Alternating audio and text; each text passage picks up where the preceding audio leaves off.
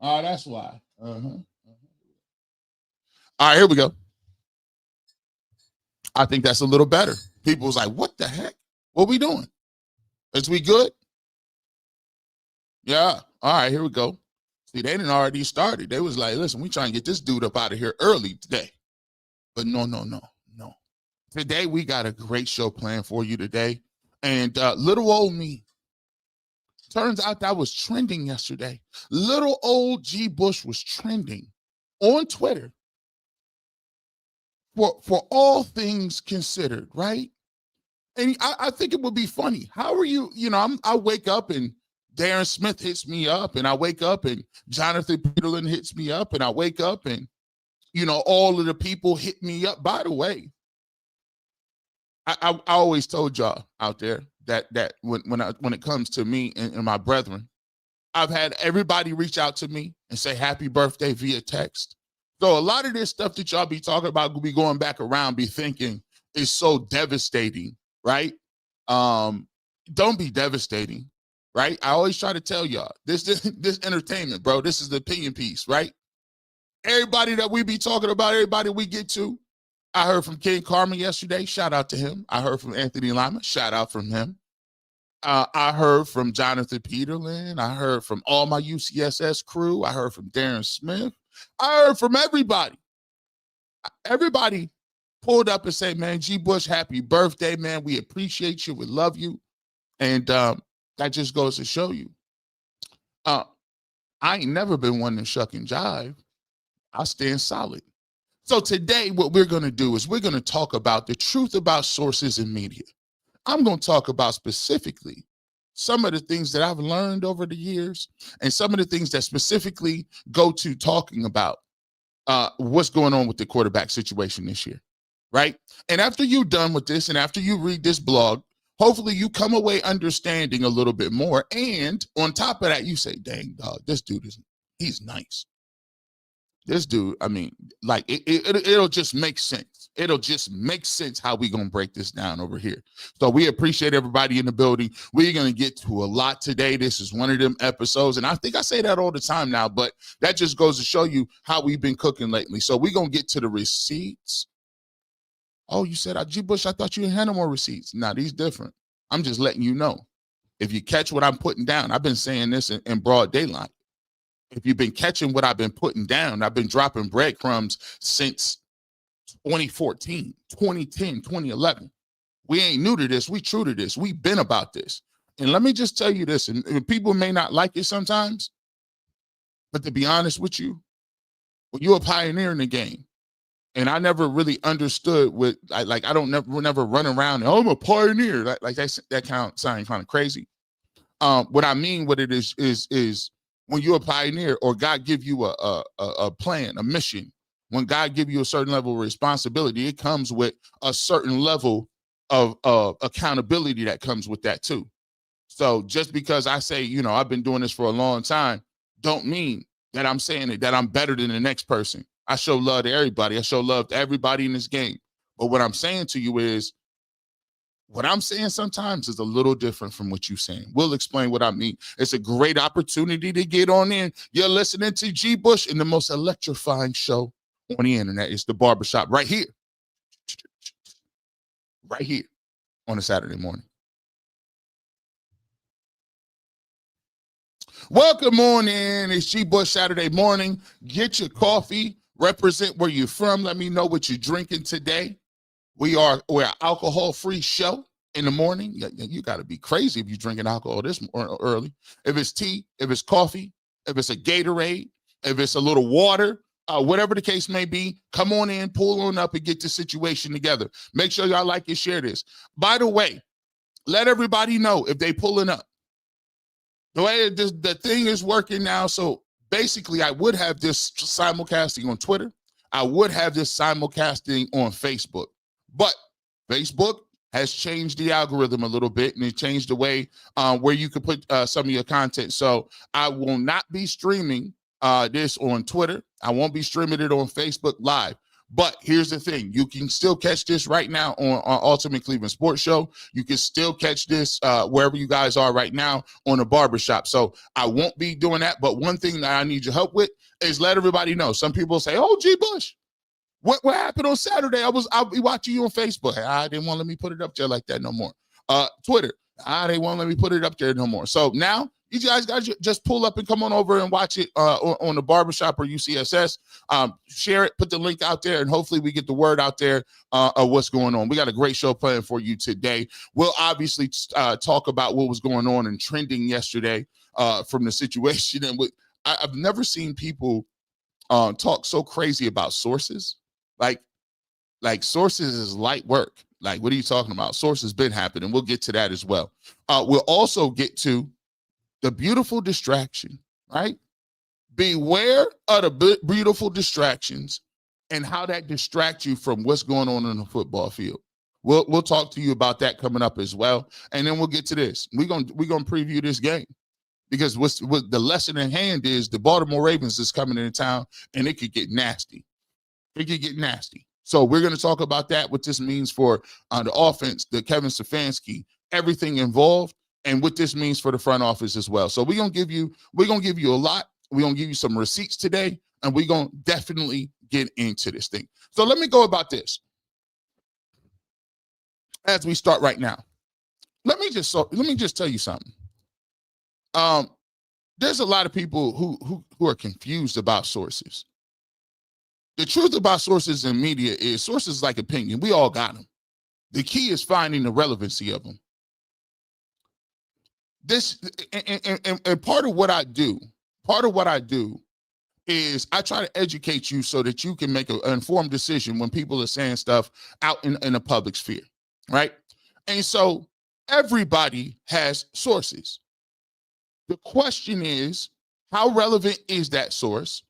What information pertains to what you're talking about? And does it benefit you from jumping off the porch saying it?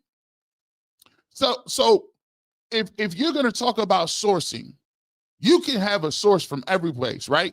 And I come from an era where I'm an opinion person, right? I talk about my opinion. And what I do, like I encourage everyone to do, is to do your homework, and then you say what your opinion is. Then you go and you find supporting details, whether that's in film, whether that's in the work that you've done and put the context clues together. And then you stand on what you stand on personally. And if you can stand on what you stand on personally, right? If you stand on what you can stand on personally, you ain't got no problem because you've already done your homework and put your work in and you standing on what you believe 1,000%. You always are going to have people that may come out of the woodworks and give you information, whether it's DMs, whether it's a text message, whether it's a Instagram post, whether it's hey man, hey, you don't know me, but boom, boom, boom, boom. Hey, you don't know me, but I heard this about Kevin Stefanski. Hey, you don't know me. I work somewhere in this area of the Browns organization. Let me tell you some things. I've been watching you for a long time. I've been peeping you for a minute. You know what I'm saying? It took me a while to reach out to you. Players like, hey, yo, I appreciate what you said about DeMar Hamlin. I appreciate what you said about NIL. I appreciate what you said about Colin Kaepernick kneeling. I appreciate what you said about when people was running around calling people predators and you say, hold on. Guys say, I appreciate what you said about Trevor Bauer. Trevor Bauer don't look like you, don't come from the same place where you at. You know what I'm saying? Right? Trevor Bauer don't really necessarily look like somebody would talk to you. But guess what? When Trevor Bauer came out and I said, hey guys, we owe him an apology. That dude got railroaded and the person that lied on Trevor Bauer is now in jail. And I said, if you're going to have the responsibility of saying something that could ruin somebody's career, life, reputation, you should also have to have the integrity to stand on business and then correct the record in public, not behind the scenes, no. If you sully their name in public, you got to go back and you got to change that. You got to make that situation right. So people have reached out to me based on that. See, the difference between a lot of people, and y'all don't understand this, and I just keep it a buck. What I found that was hilarious was the fact that why is it that people can say sources since the beginning of time? Y'all can say sources, and y'all can say, oh, I got sources. Nobody questions them. Nobody says anything. It is what it is. They take it for face value and move on. But the second I say I got sources, you pausing and, oh, well, I don't know, or I mean, does really people talk to you? Or, you know, I don't know. You've never had them before. So you mean to tell me y'all can say whatever you want to, right? But I'm telling you multiple times here, there, everywhere, that what I'm hearing and what I'm talking about, but all of a sudden, you got to vet that out. I don't know if G. Bush really has any, and I don't really know if G. Bush got sources like that. I'm confused. And this proves my point, don't it? This proves my point and what we're talking about. Because why is it that people in this city can believe national people, anonymous national people, who ain't never been to your city, ain't never played the game, ain't never coached the game, ain't never really done nothing in life, ain't really put no work in, don't even identify with the people that they said they getting sources from, but you believe anonymous sources based on what anonymous people is saying? Huh? You believe all them anonymous sources about why it is Shedeur Sanders ain't him, why he was a cancer, why he fell, why he ain't playing. You believed everything. It ain't been one source that stand on that table and put their name on it. Not one. But you believe that. But me, I come out and say, I done told you 3 times. This ain't the first time I done told you. Shout out to FB Tings. This ain't the first time that I done told you. He rewound the tape 4 times. He said, G. Bush said it right here. You know it's different places because I keep a fit on. Huh? You know I keep a different fit on. I said, there'll go one time I said it at camp. There'll go another time I said it during the middle of the season. I just told you again, just now. The problem is you pick and choose who you think you're going to deal with based on who you identify with. And it's the same storyline that I done told you about from day one. It ain't got nothing to do with whether it's right, wrong, or indifferent. It's about whether you identify with somebody or you choose to believe what you want to choose. It's a self-fulfilling prophecy. So as we sit here and we talk about this thing with the media and we talk about what I got sources and how I got sources, let me tell you why there would be there's a chance for 18 to 25-year-old black men to kind of identify with me and maybe reach out. Huh? Let's talk about that. Because the barbershop is about sports, music, and culture.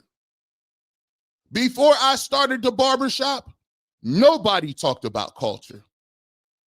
Zero. Before I started this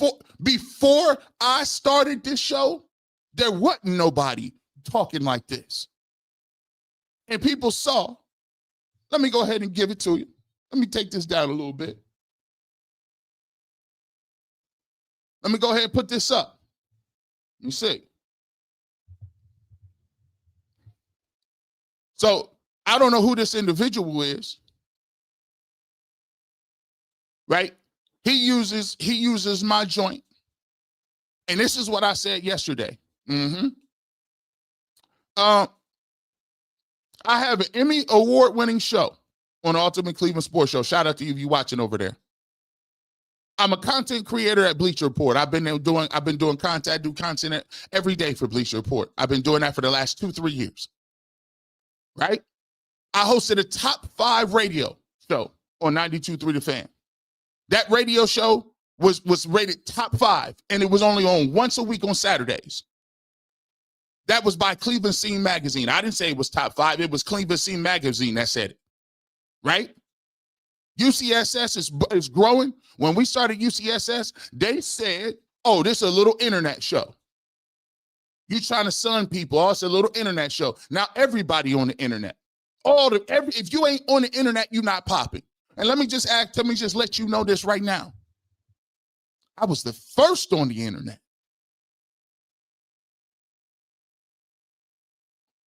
Not hating, just telling the facts. Barbershop is moving. We got 34,000 subs. We appreciate every single one of y'all that's up in here getting in. I'm in my high school Hall of Fame. I ain't saying that to say I'm the coldest dude in the streets. I'm just saying that I done played the game at a high level, and I just let you know that if you want to talk football, the guy who's been an offensive coordinator with 6-7 Super Bowl rings, Josh McDaniels, is in that same thing. I did play-by-play for my high school before. I've spoke at the Hall of Fame. Yeah, I'm just letting you know. I got a take that almost has 1 billion views. Am I saying that to say this? That I'm the greatest person? No, I'm a humble person. God put me, everything that I do, everything that I am worth, everything that I have, I owe to God.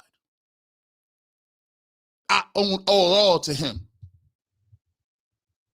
I can't do nothing. I couldn't wake up this morning without God. And unless you line yourself with what he talking about, you ain't never going to get nothing in life. What I'm saying that to say this is this. I done played the game at a Division I level.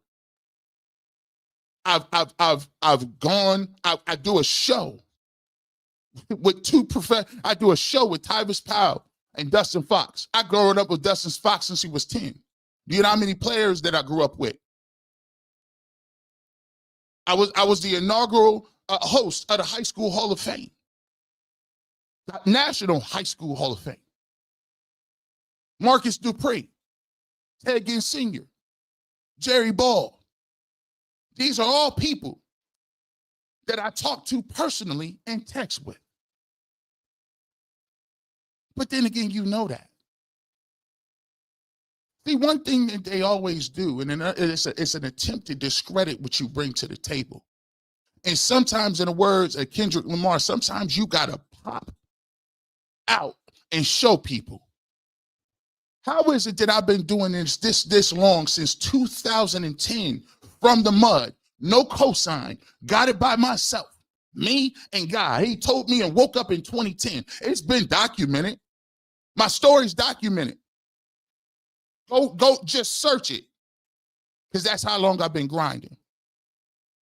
Think about this. He says, nah.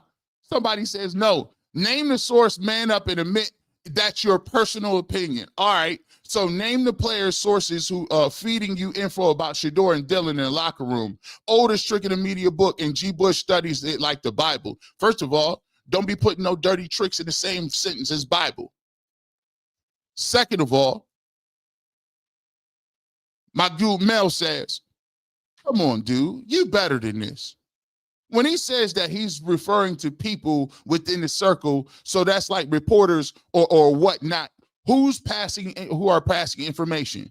It starts going around listing players who will tell him things at all. Why? All it does is create drama.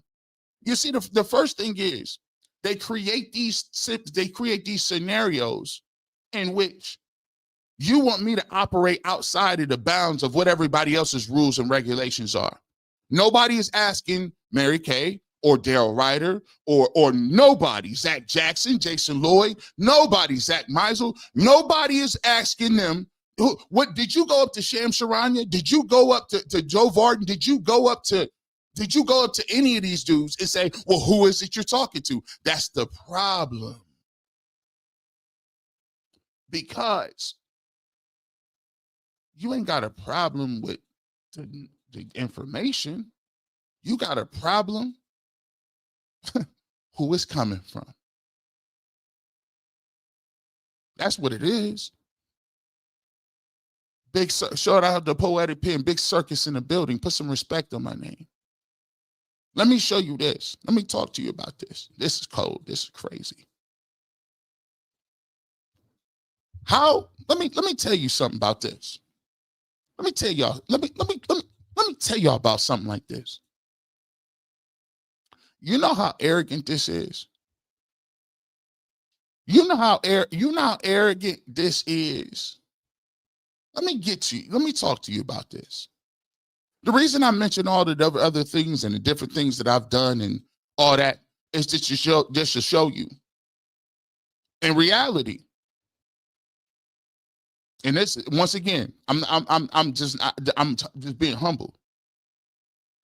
There is nobody who has put the level of work in that I've put in. I started off answering phones. I started off interning, putting stages up for folks. And I was in my early 30s. I put my time, my money, my own energy into everything that you see. I've done it from radio. I've done it on TV. I've done it on internet. I've done podcasts, multiple podcasts. I was on Locked On Browns for years. The barbershop moved from a radio to here. And it's been blessed. The post-game show is the biggest post-game show on the internet. No disrespect to nobody else. But you putting bricks in. But more than anything, forget my accolades. Set that aside. Because that's flowery stuff. One of the reasons that people mess with me, let me talk to you about this. When I came up, you weren't allowed talking about your religion. You weren't allowed talking about your culture. You weren't allowed talking about how you identify with people. It was a point where they was telling black folks to shut up and dribble when I came up. That's the era I came up in. The era I came up with, and when I came up it wasn't no NIL. It was, you got a scholarship. You better be lucky we didn't leave you in the hood. When I came up, when everybody else was on the sidelines, I was in the trenches talking about, hey, how you gonna tell Colin Kaepernick that he can't kneel, but yet and still you let them folks fly that Confederate flag at SEC football games? Yeah, that was a whole story. Huh? I said that on air. What? I said I don't like compare nothing to slavery, because that's disrespectful to the ancestors. That's disrespectful for the atrocities, what that really meant.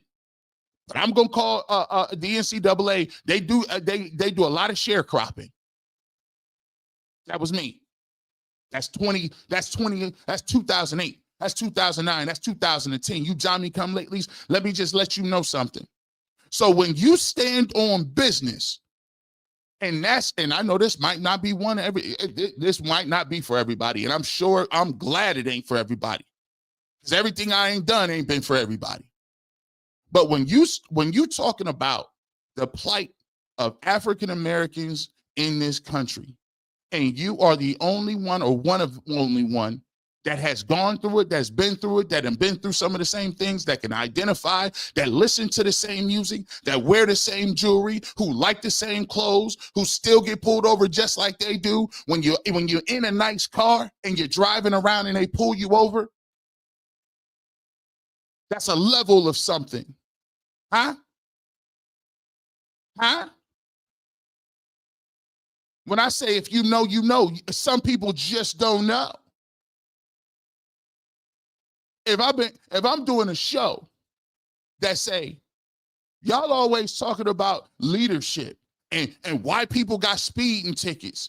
You think them folks, y'all do whole shows on speeding tickets. You think them folks is going to pull up to you and give you the whole keys to the castle? Let me tell you where the skeletons are. We don't even talk to police in the hood.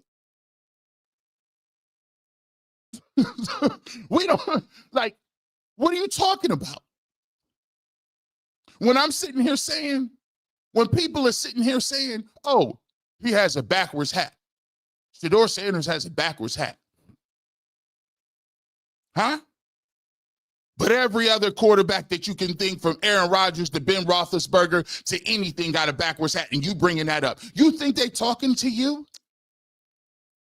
What kind of arrogance level do y'all folks think y'all got? You feel like you be borderline disrespectful when you talk to these dudes. Y'all write articles all the time about this, that, and the third. But yet and still, you still arrogant enough to think that they gonna come give you all of the tea? They know that you don't mess with them. It's evident. And so I thought it was bewildering. I say, but you guys really, like, you guys don't understand that people don't. I've been saying it on this show forever. The game is different. It's done. Players don't need to talk to sources. You know why? They have their own platforms. They all have podcasts. This is not Muhammad Ali back in the 60s with Howard Cosell. They leveled up, got their information, got a couple cameras, and sit around in a circle with other players. As a matter of fact, y'all not been getting no sources like that for 3 to 5 years.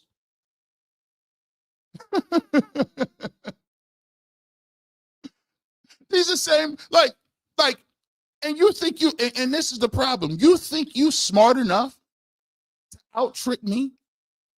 Again, I'm not saying I'm a genius, but this is dumb. I'm going to say G. Bush is lying, and he's going to just name names. You fool. You guys, you can't be this funny. You can't be this serious. Huh? Huh?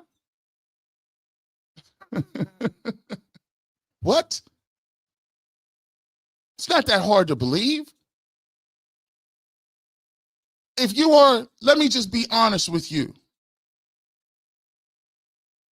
Let me just be honest with you. It's disrespectful to think that young black men, 18 to 25, would not see me and understand what I stand for and not speak to me. Y'all still don't understand culture. You don't get it to this day. The barbershop been giving y'all, dropping jewels for y'all so y'all can understand what's going on for 35 years. We've been dropping jewels to let you know right now that you off base, don't know what you're talking about. And people don't think about it like that. We've been trying to tell you that. But if you're the only one over here doing radio and television and all these other different things, and I'm the only one jumping around, I said, what I got to do, stand on the table? We go to the same barbershops, literally. We go to the same stores, literally. We go to the same restaurants in the street, literally. We know the same people. We go to the same church. Our parents know each other. Our aunts know each other. See, there's a thing in the black community called collective identity. Go look it up in the history books. But since you guys don't believe none of that happened in the 60s and the civil rights, and you doggone don't believe that what happened back in 400 years ago happened. So maybe I understand why it would be confusing. But of course somebody gonna say, G. Bush. G. Bush. I mean, I might as well be them. As a matter of fact, I was them. And as a matter of fact, I still am them. Where you don't understand. Huh? Let me tell y'all something. When I get if I get pulled over in the middle of the night, and I'm riding around at 12:30 and I get pulled over in the middle of the night, I am Myles Garrett. I am Denzel Ward. I am Greg Newsome. I am Quinshad Judkins. I am all the above. I am Jerry Jeudy. I am a black man driving a nice car. And my job is to get home safely. Yes, sir. No, sir. 10-2. It don't matter where I work at. It don't matter how much money I got in a bank account. It don't matter. I'm a black dude driving a nice car. Hands on the wheel. 10-2. Dumb diddy dumb. Shout out to Malice. But you confuse why somebody that lives through that would literally feel comfortable with telling me stuff? Because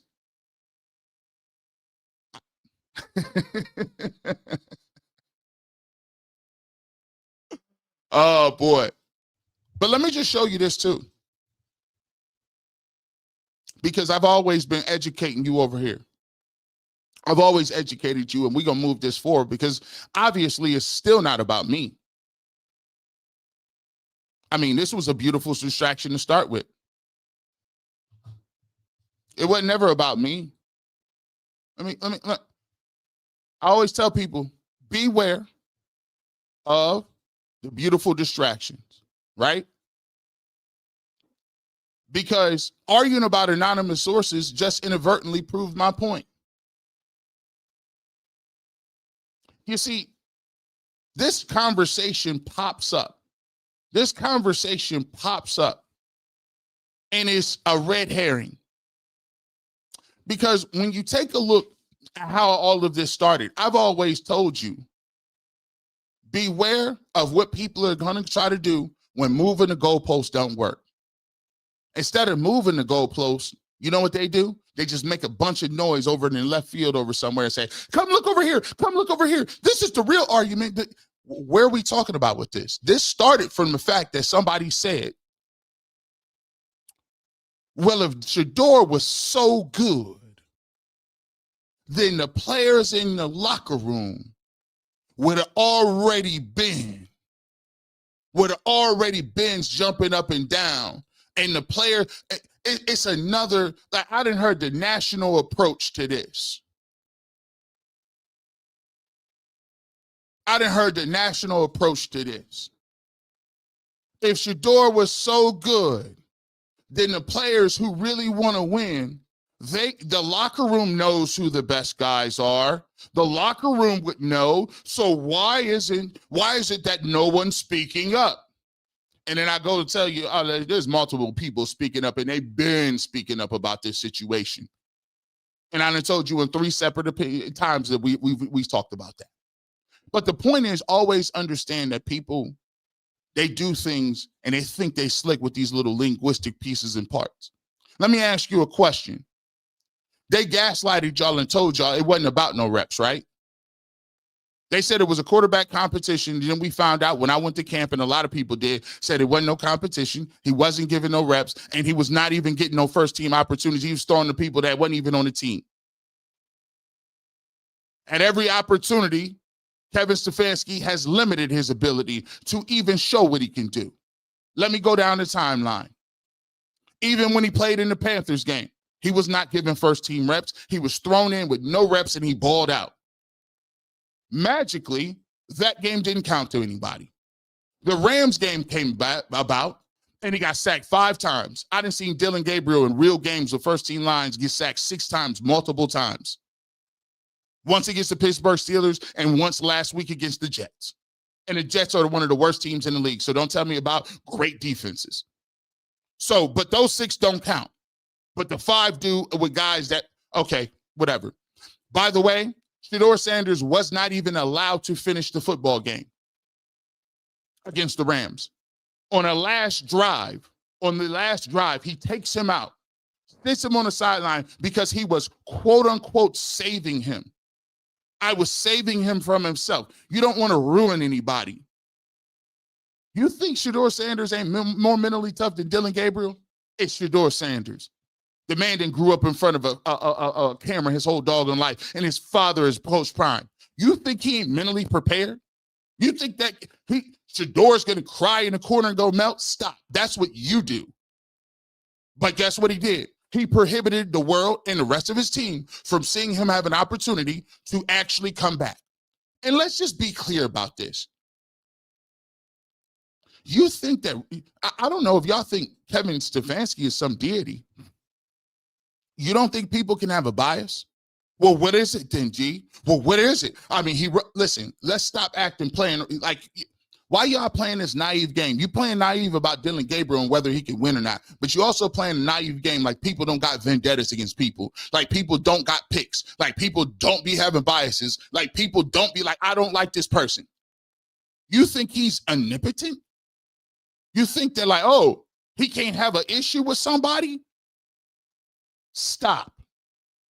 So if he's not getting reps and he's been asked about it from Daryl Ryder and multiple people, what is Shedeur Sanders' timeline to play him?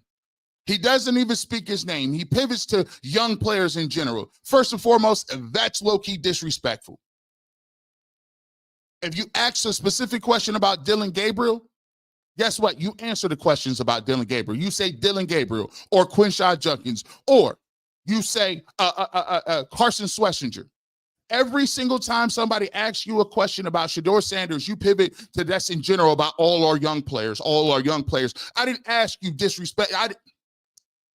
No disrespect, Kevin. I didn't ask you about young players. I asked you specifically about Shedeur Sanders. Is there a problem in there? Is there a reason why you seem to not be able to say his name, period? But again, you guys know that. So if you're asking a question and the premise is, if he was so good, why aren't the players coming to his defense? Because Kevin Stefanski does a great job of never playing him, not even getting reps as the backup quarterback. And you guys run around and you act like we don't see that. How is he not proving himself? Oh, he doesn't get reps in practice and he's a backup quarterback. Unprecedented. We've shown you Canty talk about this. We've seen Joe Hayden be completely upset. How was he not getting? So when you try to come up and ask somebody about, oh, well, why is it that Shedeur's not getting reps? Somebody would have said something. Well, the beat reporters, they're at practice. They would. Oh, by the way, I told you the beat reporters don't watch practice too. They're prohibited to watch practice. They confirm such. So if the beat reporters don't see him at practice and they can only ask questions before and after, and the team doesn't see him play because he doesn't get any first team reps, then how is somebody supposed to jump on a table and yell and scream Shedeur should be playing when the coach has already hamstrung him and handcuffed him? How? That's a red herring. And as I said on Ultimate Cleveland Sports Show, it's not up to those players to be talking about jumping on the table. What kind of... Again, it's the same thing that you're trying to get me to do. Put your sources out there. Put your sources out there, G. Bush. Come on, just take the bait. So you want players in a losing season to get on the table and go to reporters and say, hey, Shedeur Sanders should be playing, so they can put their neck on the line for a coach that ain't going to do it, and then they already know he's already in the sauce? Who has ever done that? What player ever came out and said, hey, switch quarterbacks today? And then you would be talking about them. I mean, he needs to be traded because he's taking shots at the coach. I mean, he needs to stay in his place. He needs to worry about his job. Yeah, guys, you're not smart. Stop.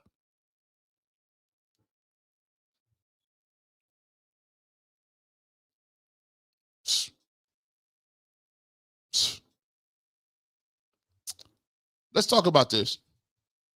This is the biggest and best part. Another story about this is, as I speak, let me talk to you about this. Here's another thing, too.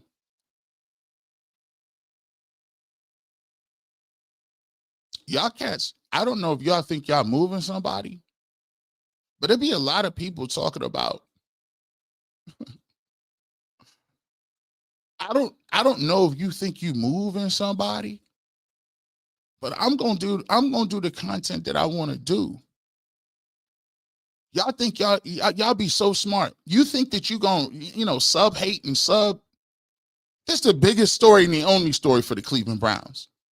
You think I'm about to come up here and talk about the offensive line? I might care about them dudes. They ain't no good. Bye. Let's get some new ones. You think I'm about to be up here talking about the defense's playing? I'm not doing none of that. The reason you want me to stop, hey, just talk about something else, because I'm hitting home runs. It's because I'm getting at the point, the heart of what it is. I don't care nothing about me feeling comfortable with nobody in that organization. You know what I want? I want the trophy. I want the Lombardi trophy. I want to win. I don't care about your progress, your draft picks, what we doing next week, this week, how many picks you got in the future, your stadium. I want the Lombardi trophy. I want to get it. That's the only thing that I care about. And if I got a quarterback that's sitting on the bench behind somebody that's not good, that can help me get it, that's what I want. I ain't got time for no patient stuff.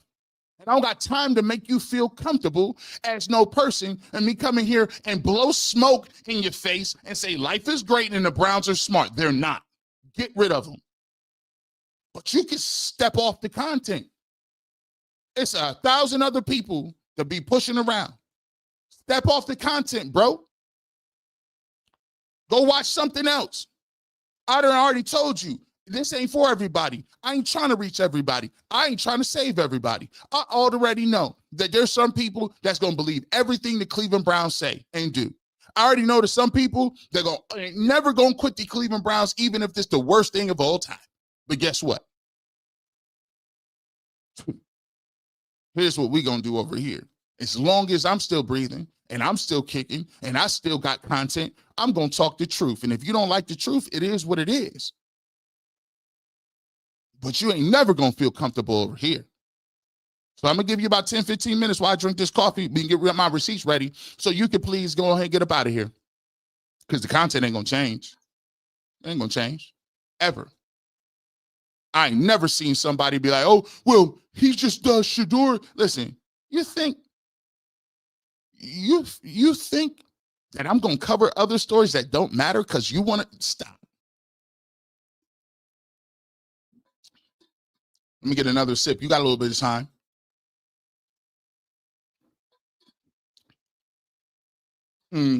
Sandra in. You're right, G. Bush. The touchdown by Gabriel in the Rams game happened during the second 2-minute drill. So he took Shedeur out and he wouldn't score during the same time in the game. I think it's funny how Dillon Gabriel was coming in at the end of games when Joe Flacco was the coach.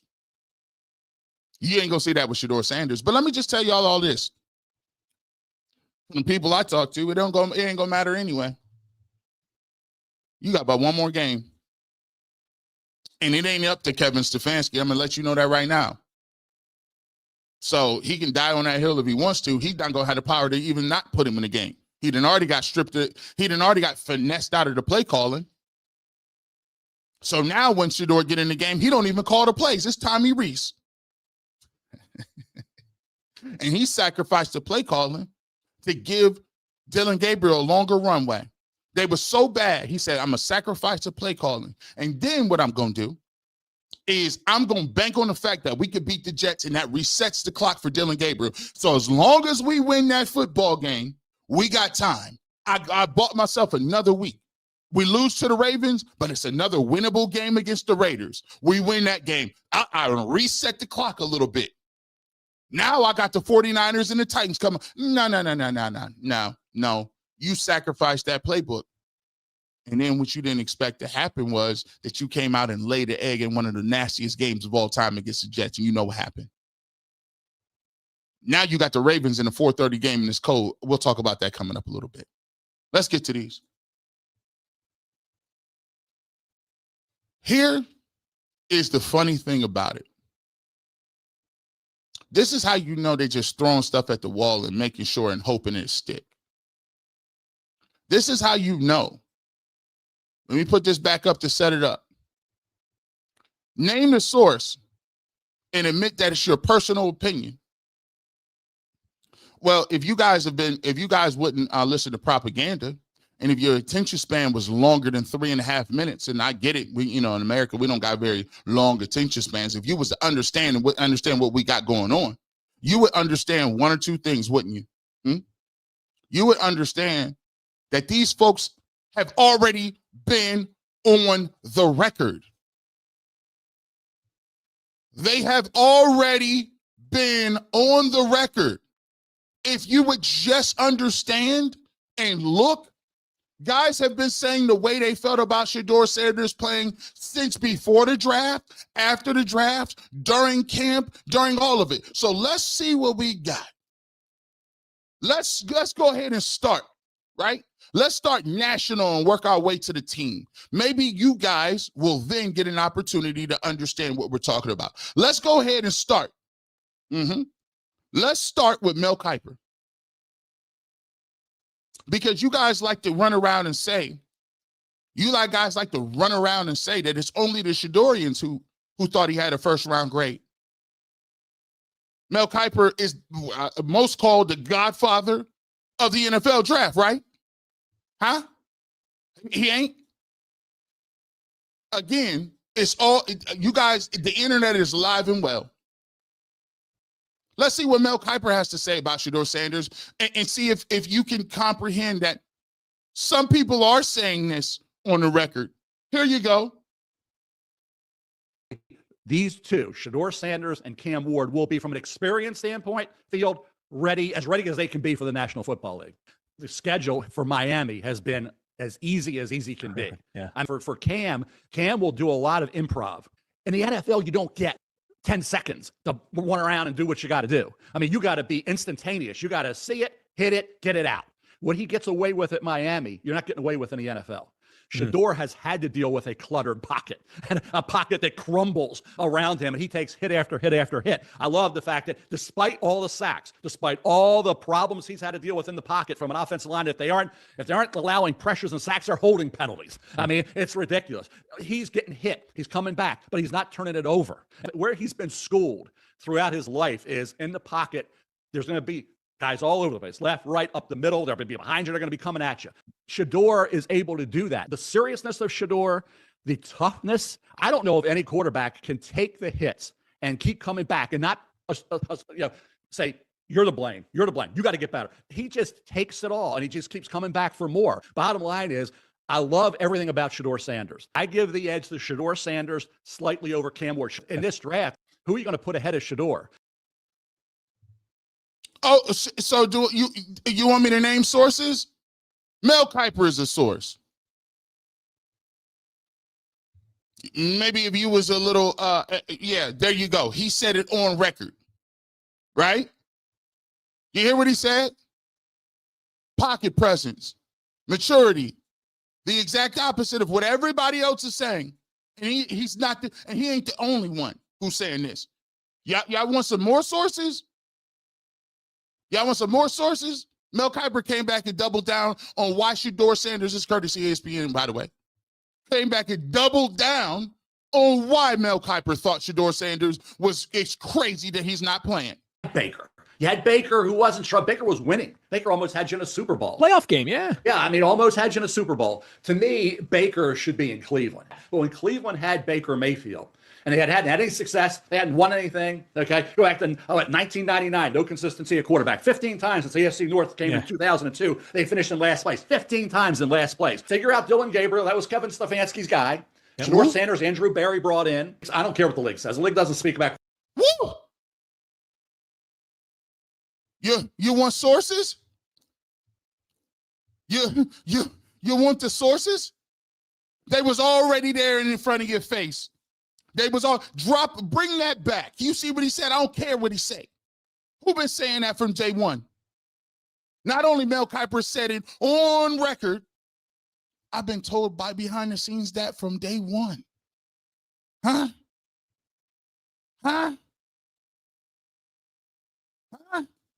Let me get back to it.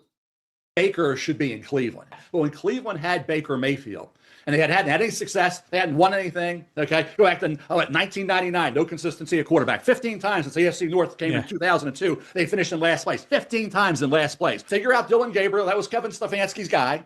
Yep. Shedeur Sanders, Andrew Barry brought in. I don't care what the league says. The league doesn't speak about quarterbacks. They don't know any more than what you and I do field about quarterbacks, really. To me, let's see how it plays out the rest of the year. I hope Shedeur has a chance. And even if he gets in there, he might struggle. Does that mean he stinks? Does that mean he was overrated? No. Didn't 9 executives have him going for the number 1 quarterback back this same time last year? 9.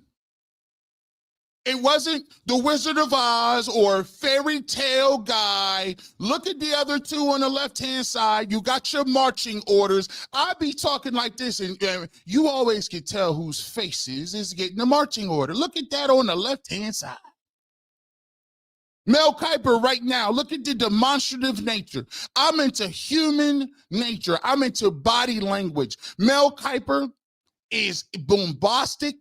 He's projecting. He's in his truth. And the other 2, come on, Mel, you know he ain't supposed to be talking about. That ain't what the marching order ain't 9. What? Something like that. Yeah. What happened? Nothing happened on the field. All of a sudden, no, we're washing our hands of Shedeur Sanders. No, we don't want him. To me, the organizations ruin players. They ruin quarterbacks. You want sources? Sources you shall have. Sources say you. G. Bush has sources. Per se. McShay say. Browns ruin quarterback time and time again. Little do you know. No, do you little?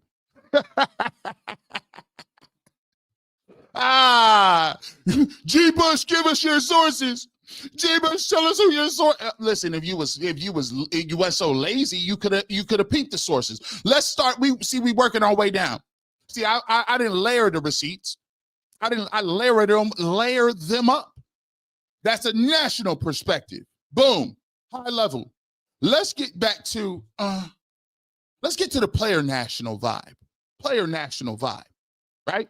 Y'all was aware of this, right? Y'all was aware of this. Let me pull this to the side. The Dogs podcast, the Dogs Cleveland Browns podcast. Shout out to them. Make sure you go check that out. Doing their thing over there. I like them young fellas. Chad Ochocinco shared what he's heard from the Browns players. Oh wow. Well, if you don't want to listen to little old me, if you don't want to listen to little old G. Bush, who's just a MAC defensive lineman who don't do nothing, didn't play in the league, ain't been in the game that long, even though my resume is tight, take it from a guy like Chad Ochocinco, right? Chad Ochocinco shared what he's heard from Browns players about Shedeur Sanders, including the opinion of a team captain. Dun, dun, dun, dun. I talked to Denzel Ward. I don't know how big. You idiots.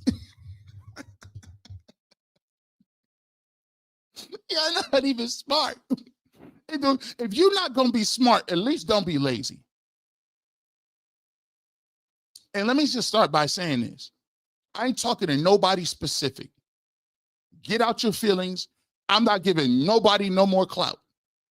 I ain't talking about nobody specific. I'm talking about the overall general practices. Matter of fact, here's how we gonna move with this moving on. Don't ask me about nobody else. I'm telling you what G. Bush is telling you.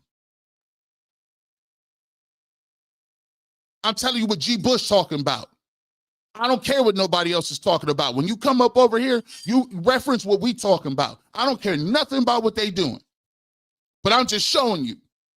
I talked to Denzel Ward. Damn. I shouldn't say his name. No, you shouldn't, Chad. No, you shouldn't. But anyway, back to the lesson at hand. I talked to some people and Shedeur looked different.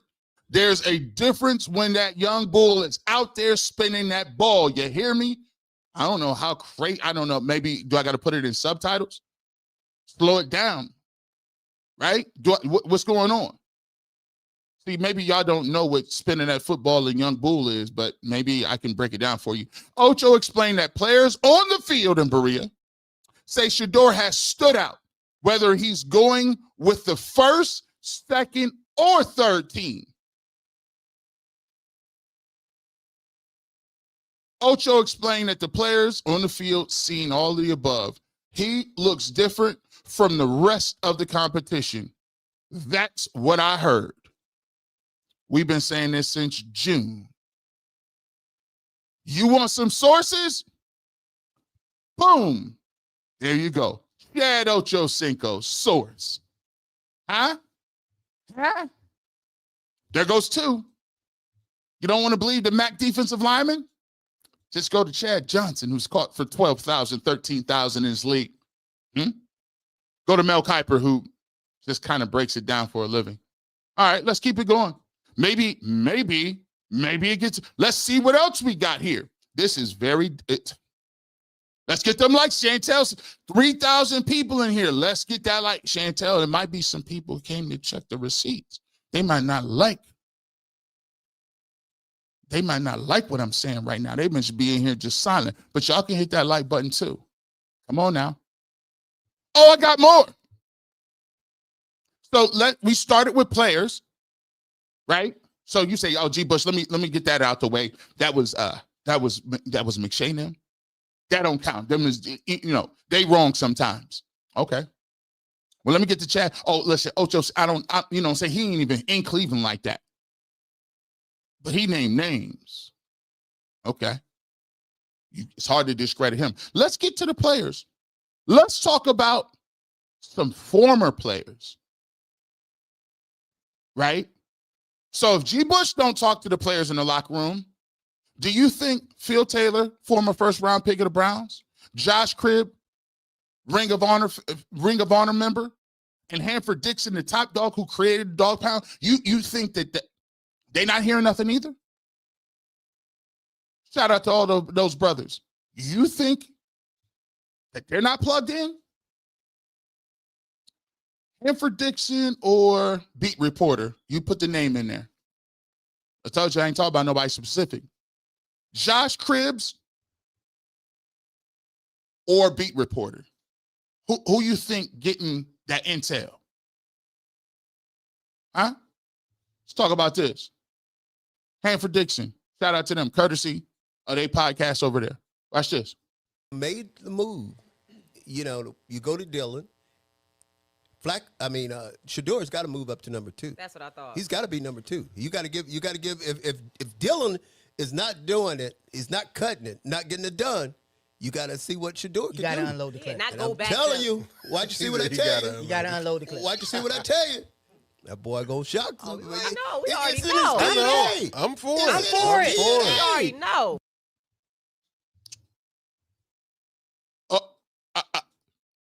Josh Cribb's wife is demonstrative. Is it any bigger? So, okay, here's what we're gonna do. So now we've discredited Mel Kiper. He don't count. We've discredited Ocho Cinco. So let's go ahead and discredit the guy who created the dog pound. The same place you go in the Muni line. We discrediting him too? Huh? These ain't run-of-the-mill people. And remember when I told you, slow it down, y'all don't even understand what I was saying the first time. These ain't no special teamers running down on kickoff. National pundits. Borderline Hall of Famers. Ring of Honor members for the Cleveland Browns. First-round draft picks for the Cleveland Browns. What?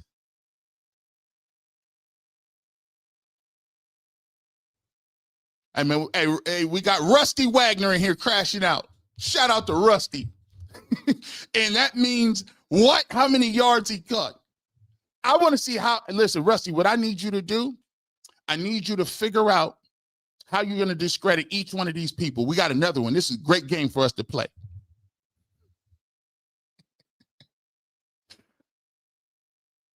Oh, man. Let's talk about this. Here's another guy. You know what sources?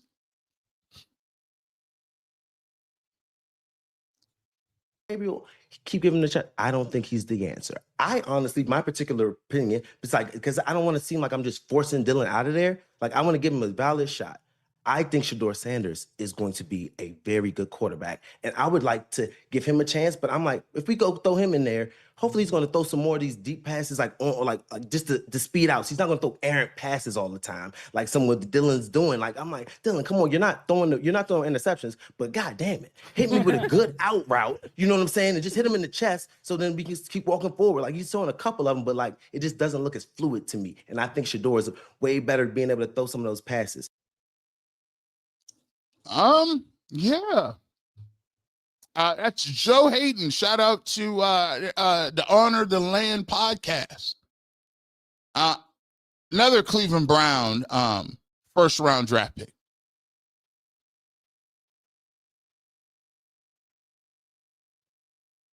Yeah.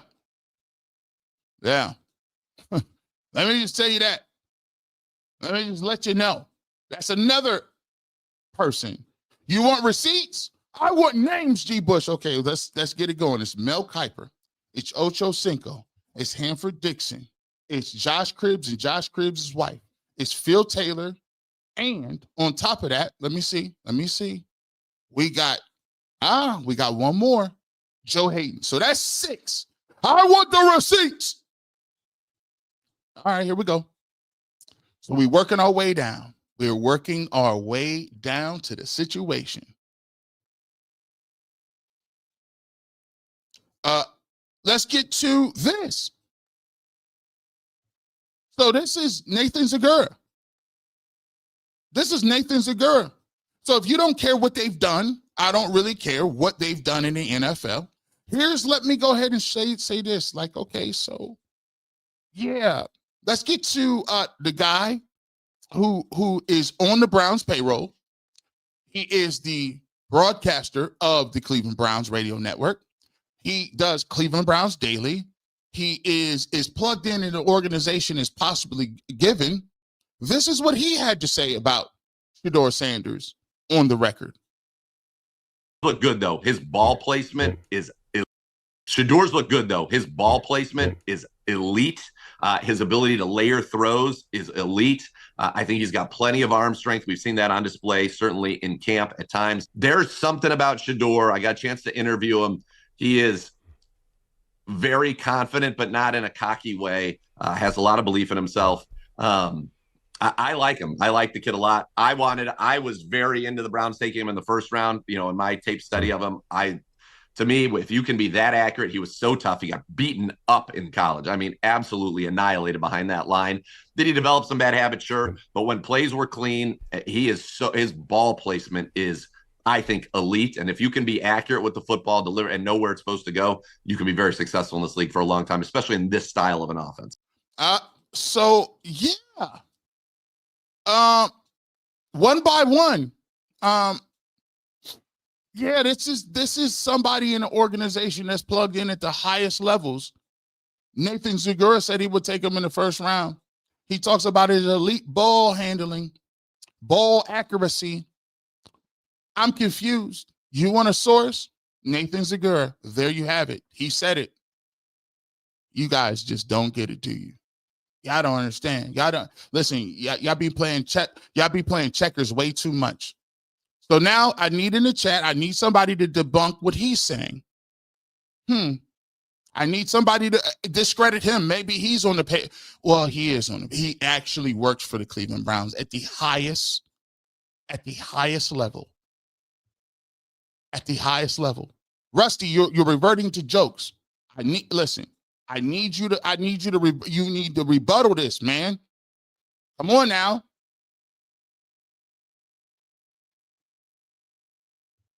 Come on now. This is what he said. Listen, this is what he said before the company lines was issued. People been talking. I just want to remind y'all that people, when you're talking about people that nobody sees any quality characteristics. There's no skill set. He wasn't this, he wasn't that, he wasn't this. I'm just continue to show you. So now we almost here. Dang, you still got more people to show? How many people been on the record, G. Bush? Oh, it's a lot of you. Go look for it. Let's talk about this. Oh, this is before the season. Shout out to Greg Newsom. What'd he say? This was on the record. What you say about Shedeur? Amazing. What you say about Shedeur? He's been amazing. A sponge, I would say. It's just crazy that a guy this young with this much notoriety can just handle media and things like that. I think his dad has really taught him how, to be that guy in the spotlight and understand that what comes with it. And I think he's been doing an incredible job of just learning and getting better each day. I'm hearing words like incredible. Let's go ahead and do this. So let's continue to add and see what we got. Right? Like, you can troll away all you want, but this is the part that people been getting, and we passed the trolling. So when you ask who the sources is, throw Greg Newsom's name in there because he was on record saying it. Okay, we got another one. Dang, G. Bush, you still keep hitting, you still keep bringing them to the table? Huh? Let's talk about somebody who catches the football. So now we done got all over. You may say, well, Greg Newsom doesn't play no more. Greg Newsom doesn't play anymore. Hey, by the way, Rusty, we done giving you life. This not your show. You calm down, put your Hey, yeah, he doing too much. Yeah, put him on mute. Let him chill out a little bit. This ain't the Rusty Harden show. Shout out to you, Rusty. I do appreciate you, though. Let's get T-Book. He did a great job, though. Saying completion, moving the ball down the field, scoring touchdowns. That's all you can ask for a quarterback. He's constantly growing each and every day, learning the offense, learning the scheme. And I'm excited for him. He got a bright future ahead of him. As someone who. Oh, really? Really? Really? Yeah. Uh-huh. So that's they like this is Jerry Jeudy. That's Jerry Jeudy, right? Okay, let's get to this. Add him to the list of people that we have as sources. Do I want the sources? I just wanted to put it up there. He's funny. He's optimistic. He's lighthearted, but he works hard. He takes it seriously, his craft, and he's watching what the others are doing and doing it his own way in which only he can. So, looking forward to see him during these preseason games and how he manages the offense. But I think he looks good, but all the guys look good right now. Oh my! So he does take his job seriously in his craft, huh? He does. He does, right? You want sources? Exhibit A. Exhibit A.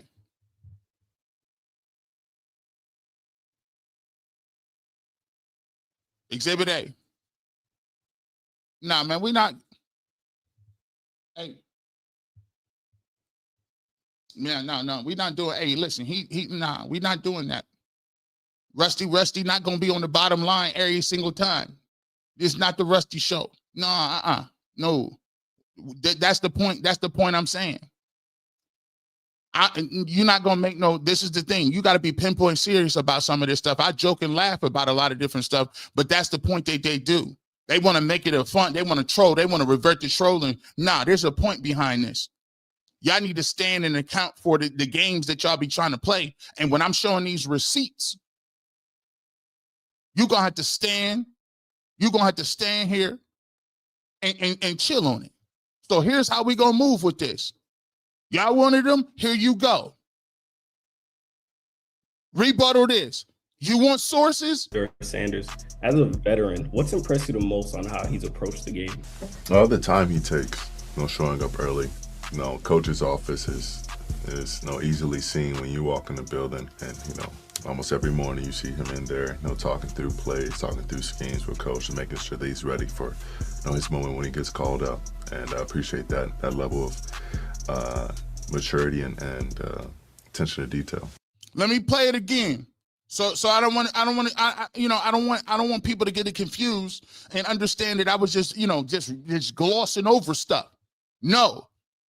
You want receipts? You want to know what people feel about it? Stop playing these little games with these folks and actually listen to what the player's been telling you from day one. They've been telling you this from day one. Again, who said it? Shedeur Sanders. As a veteran, what's impressed you the most on how he's approached the game? All the time he takes, showing up early. Coach's office is easily seen when you walk in the building, and almost every morning you see him in there, talking through plays, talking through schemes with coach, and making sure that he's ready for his moment when he gets called up. And I appreciate that level of maturity and attention to detail. This is verifiable. Verifiable. Huh? The part is y'all thought y'all was going to distract from what we was talking about. And it was never about whether somebody was standing up for Shedeur. If he was great, people would have been speaking out. People have been speaking out from the jump street. But the problem is y'all think y'all can control the narrative so tough that you can say whatever you want and there's no accountability for it. But you just mad because I'm giving that level of accountability. And at this point, we don't care if you're upset, or we don't care if you're uncomfortable, or we don't care if you don't believe it. We don't care what you're talking about. We moving forward. That's what we doing. And you can try to stop and obfuscate and dance and do this and do that. We don't care. Because you ain't got enough momentum. You ain't got enough receipts. You ain't got enough energy. You ain't got enough propaganda to continue to come on and rebuttal all this. Because for everything that I'm saying, it's airtight, case closed. What are we talking about here? You thought you was going to get me to come on here and tap dance around? I not only came on here and told you I ain't going to play around with y'all, and you think you slick. I'm going to show you every single time that people say, from the national to the local to the play-by-play to the former Browns to the current Browns to the people in the locker room to the... Say that again, C.A. Anderson. You want a source? I'm a source.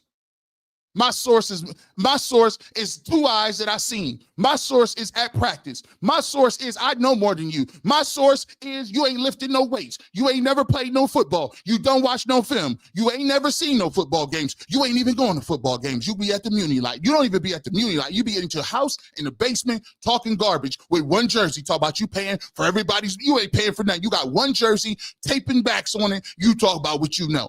Guess what? At the end of the day, big dog, we giving you life. We giving you a platform. But y'all cats don't want to take it. Just take the layup. Just take the layup. If you want to know who my sources are, they're the same sources that everybody has been talking about since day one. And what we're not going to do is we're not going to distract from the lesson at hand. You've received your marching orders. I understand you got the marching orders. But this is the last stand. And the Ravens game got crazy potential for it to get ugly for Kevin Stefanski and Dillon Gabriel. Because now people are starting to realize that, you know what? You know what? They're aware. They are aware that Stefanski be putting all this stuff out.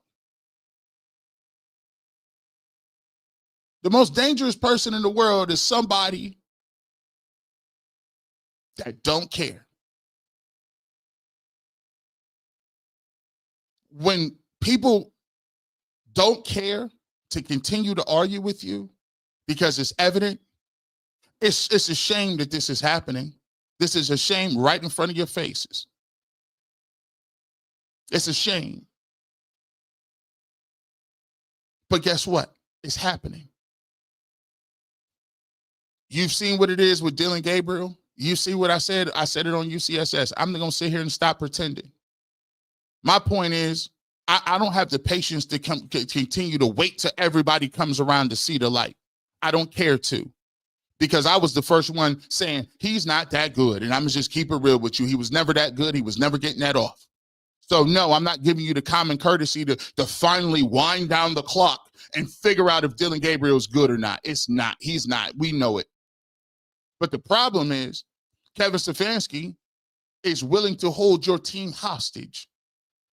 He's willing to handcuff you. He's willing to go in here and talk about Dylan is trying to get better. The bottom line is Kevin Stefanski knows his days are numbered. And he's going to do everything he can to kick and scream and fight and swing at the air and make a point and do whatever it is. But the great thing about it is when Shedeur gets into the football game, and it's a matter of time before it happens, he won't be calling the plays. Great job. You stand over there with the challenge flag or your timeouts or whatever you want to do. I don't know what you would do at that point. As an offensive coach who continues to give your playbook over twice, I don't care about it. Like you're just not a good coordinator. You think he'll get a job next week? Is that what Kevin told you to say?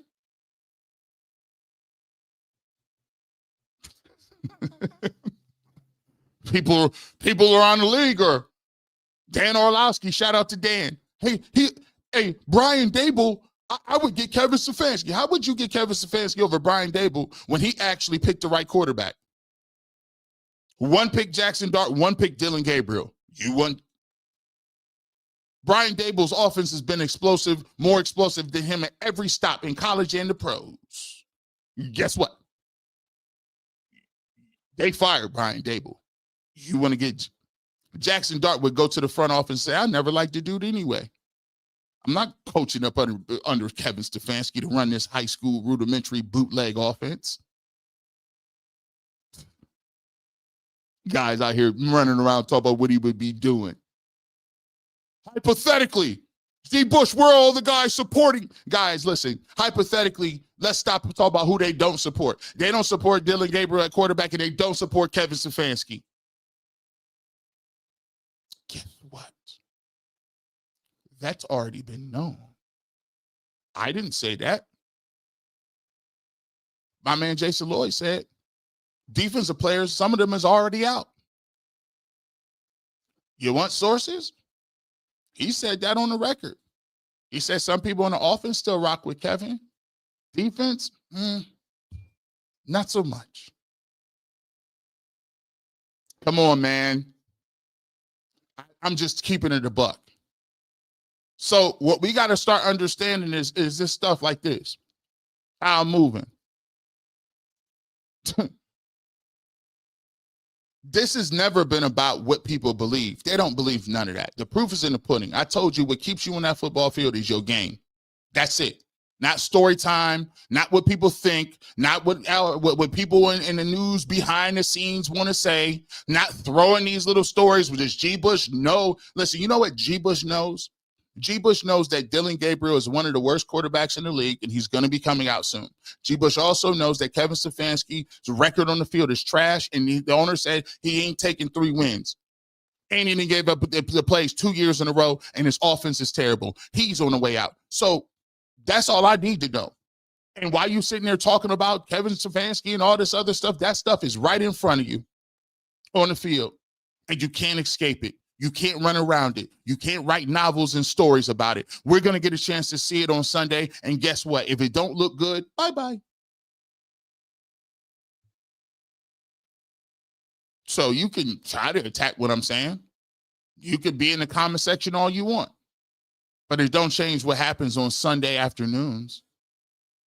And you'll be one of the people that disappear on Sunday because the game don't look good. By Monday, you watch all and listen to everything you're saying. By Tuesday, you hope that the national media or somebody locally comes to save Kevin and tell you why it ain't that bad. And then by Wednesday, you in the chat charged up like Drake and Meek Mill talking about why it ain't that bad and why Kevin needs to be here and where we're going to, who's your coach if you're going to fire somebody, our quarterback's in 26, and you be back spitting the same old nasty narratives because they told you to. But that's okay. You're entitled to that. But it don't change none of that. They don't change none of that. because it actually matters what happens on the football field. I've told you that countless times. It actually matters.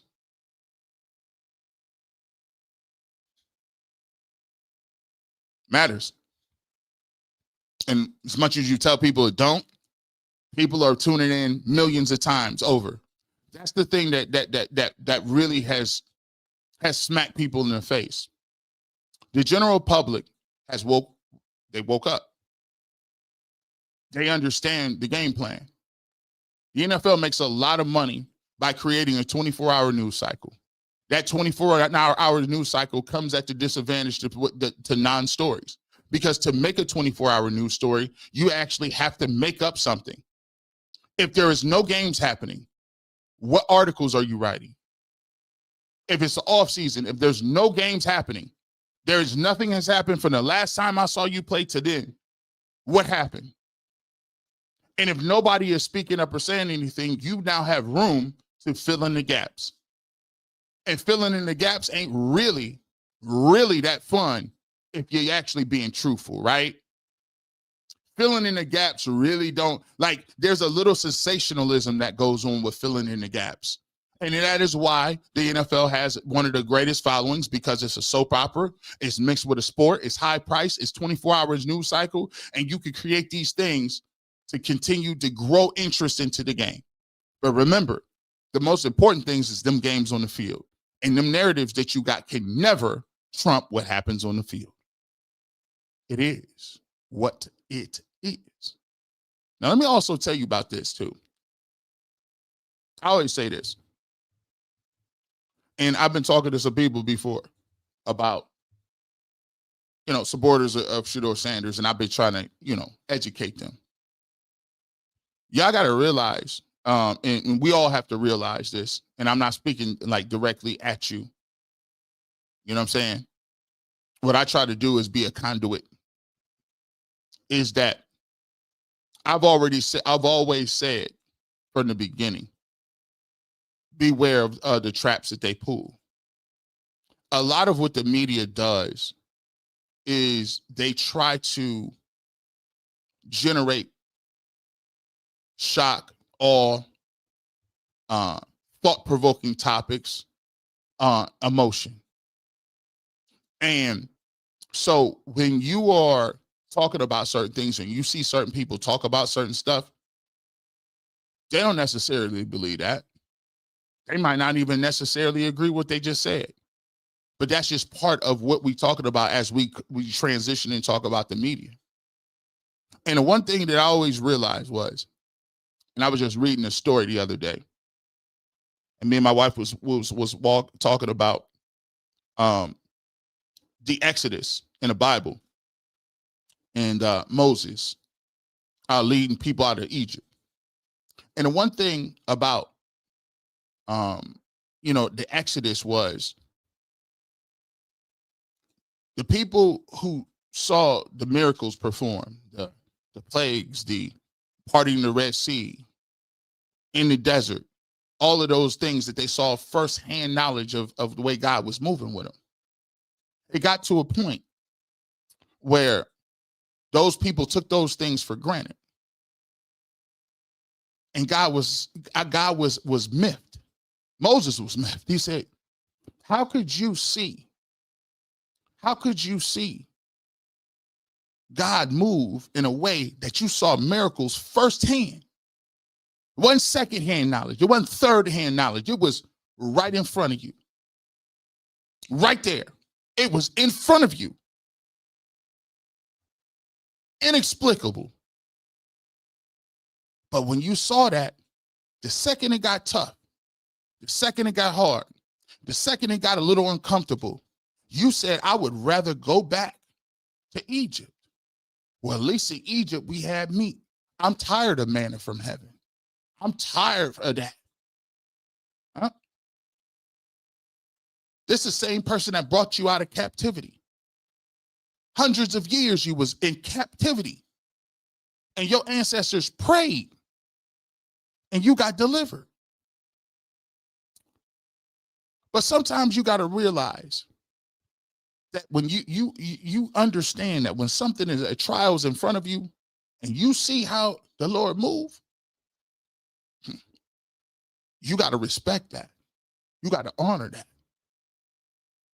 And the Israelites at the time didn't. They murmured, they complained. And God said, you know what? I'm going to let you walk around in the wilderness 40 years. 40. Walking in the, and that was an 11-day journey. 11 days.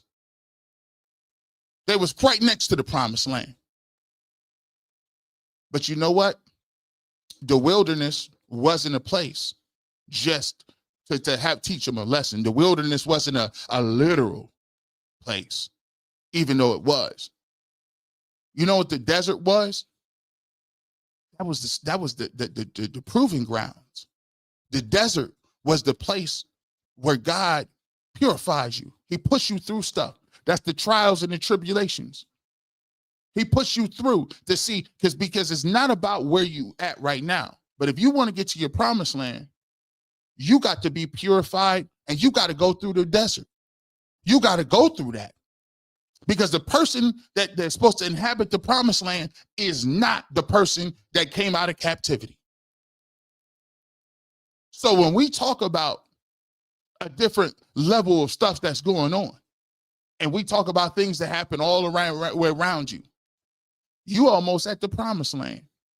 You almost there. You standing there looking at it right now.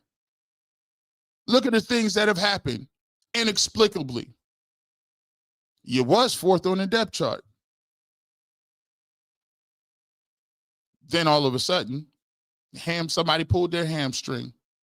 Pickett's gone. Joe Flacco, inexplicably, in this offense, looked terrible. They moved to Dylan Gabriel. That's crazy work. Then they trade Joe Flacco in the middle of the season to the Bengals, and then Joe Flacco come out throwing for hundreds and hundreds and hundreds and hundreds and hundreds of yards.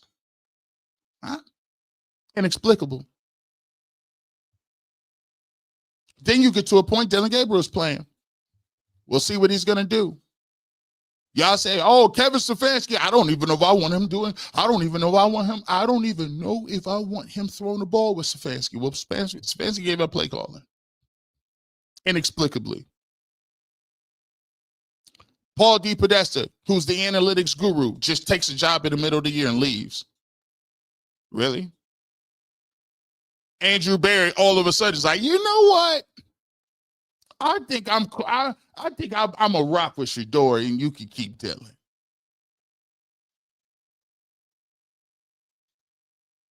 You saw all them things right in front of your face, inexplicably. So sometimes what you got to understand is you right at the gate. You right at the doorstep. You sitting right there.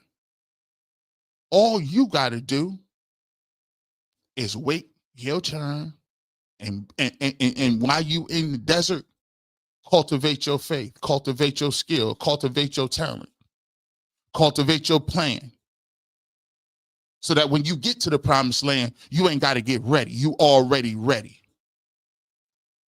And what y'all don't understand, and this is tough, but I always tell people, if you say you rocking with Shedeur Sanders, you got to keep the same energy as Shedeur Sanders. If you say you rocking with Prime, ask yourself what Prime would say.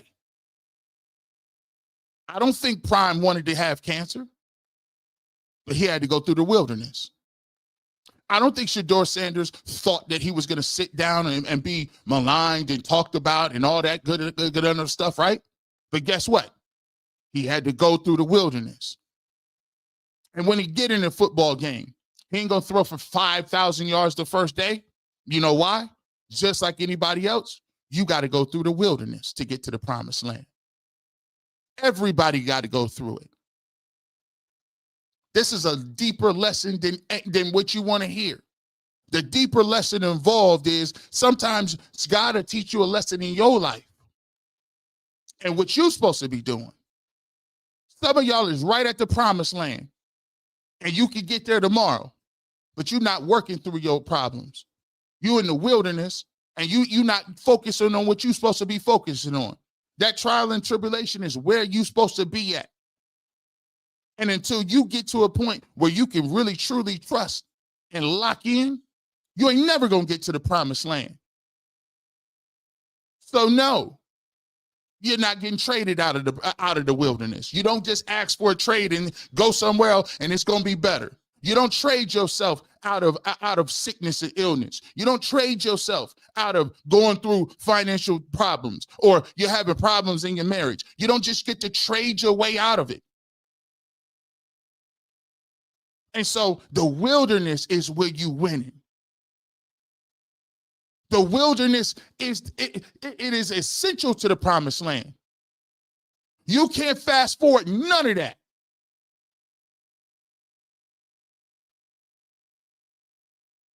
Shedeur Sanders is working on, he developing a personal relationship with the God he said he served.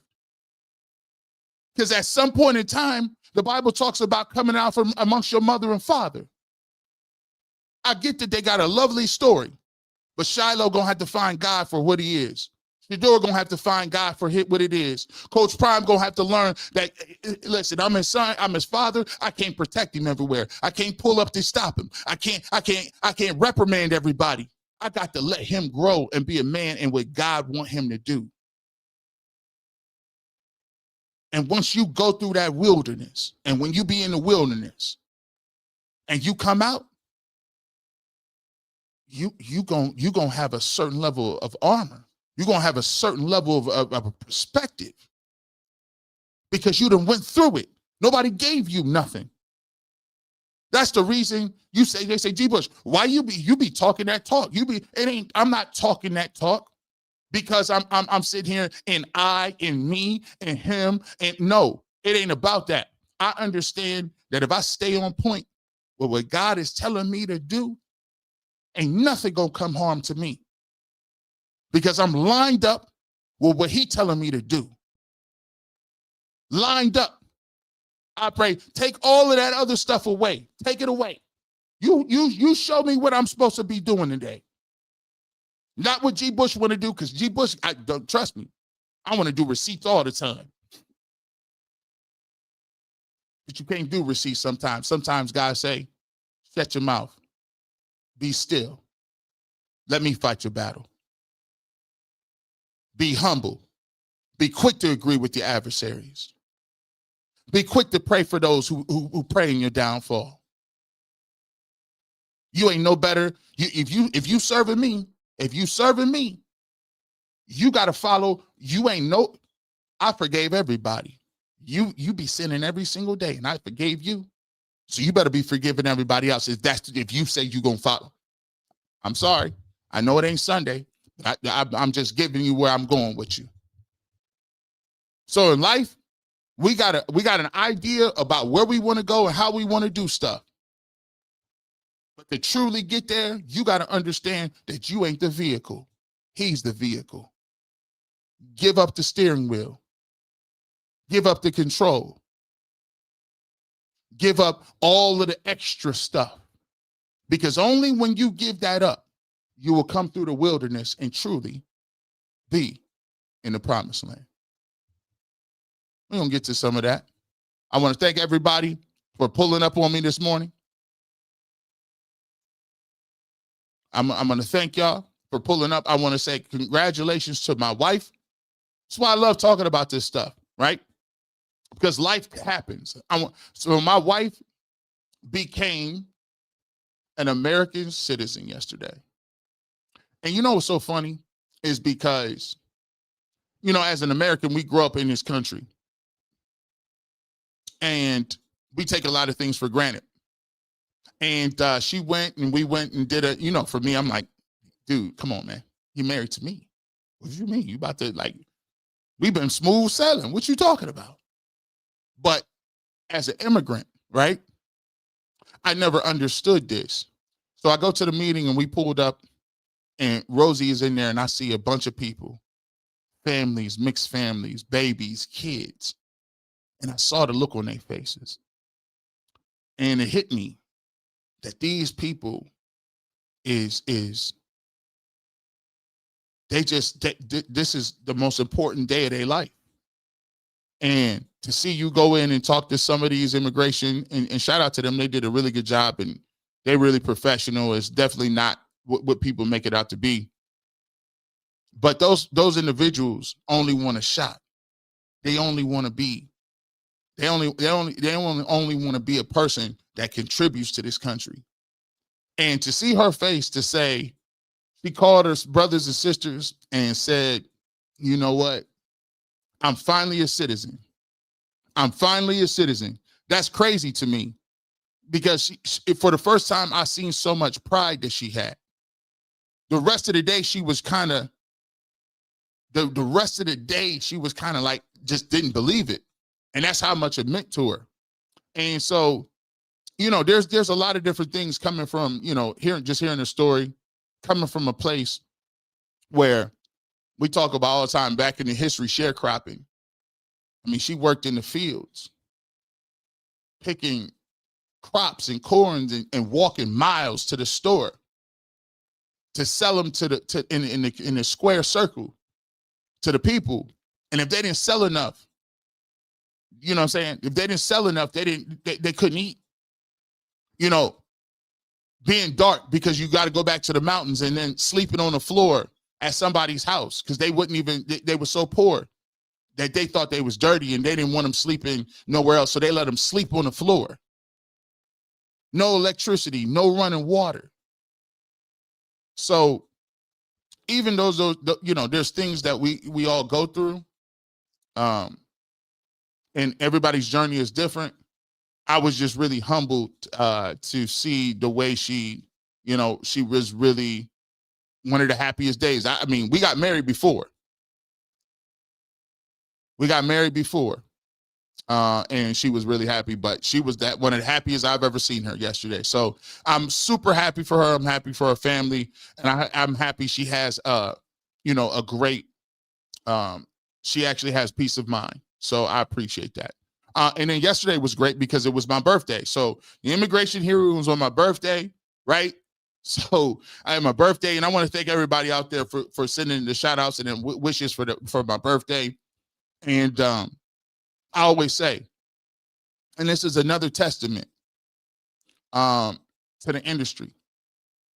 And I always tell people, we may have a disagreement about certain things, and we may have disagreements about, I don't know, sports or whatever the case may be. But there is a testament. Even the people that you may think, oh my goodness, I heard from every single person that we ever talked about here on this show, or I done mentioned, or we talked, every one of my colleagues from around the industry, all of them say, you know what? Happy birthday, G. Bush. Man, we appreciate what you are, what you do, how you move. We want to thank you for your heart and what you, because we know that your intentions and how you move is honorable. So even if you know, people talk about Anthony Lyman. Lyman was one of the first people to reach out to me. Ken Carmen, one of the first people to reach out to me. Nick Wilson, first people. Jay, Bull, McNuggets, everybody on UC, that goes without saying. Mary Kay, that goes without saying. But what I'm saying to you is, this is, don't let stuff get in your way. Don't let that perceived stuff get out the way. You know what I'm saying? Because at the end of the day, man, this is a game. You know what I'm saying? This is a football game, and you talking about what we talking about. At the end of the day, there's way more things important. And yesterday I figured that out. It's a lot of things more important. My wife wasn't caring about no money or none of that. She was just happy that she was an American citizen, which, you know, on my birthday was a special day. So I appreciate everybody that reached out, showed love, and we appreciate y'all support in general. So let's get to some super chats, right? Let's get to some super chats. Man, oh Lord, oh, I didn't know I didn't know there was that many. I didn't know. I didn't know. Oh man, let me pull. We appreciate y'all. Let me pull this back up. Let me see. All right, here we go. Let me bear with me here. And bear with me.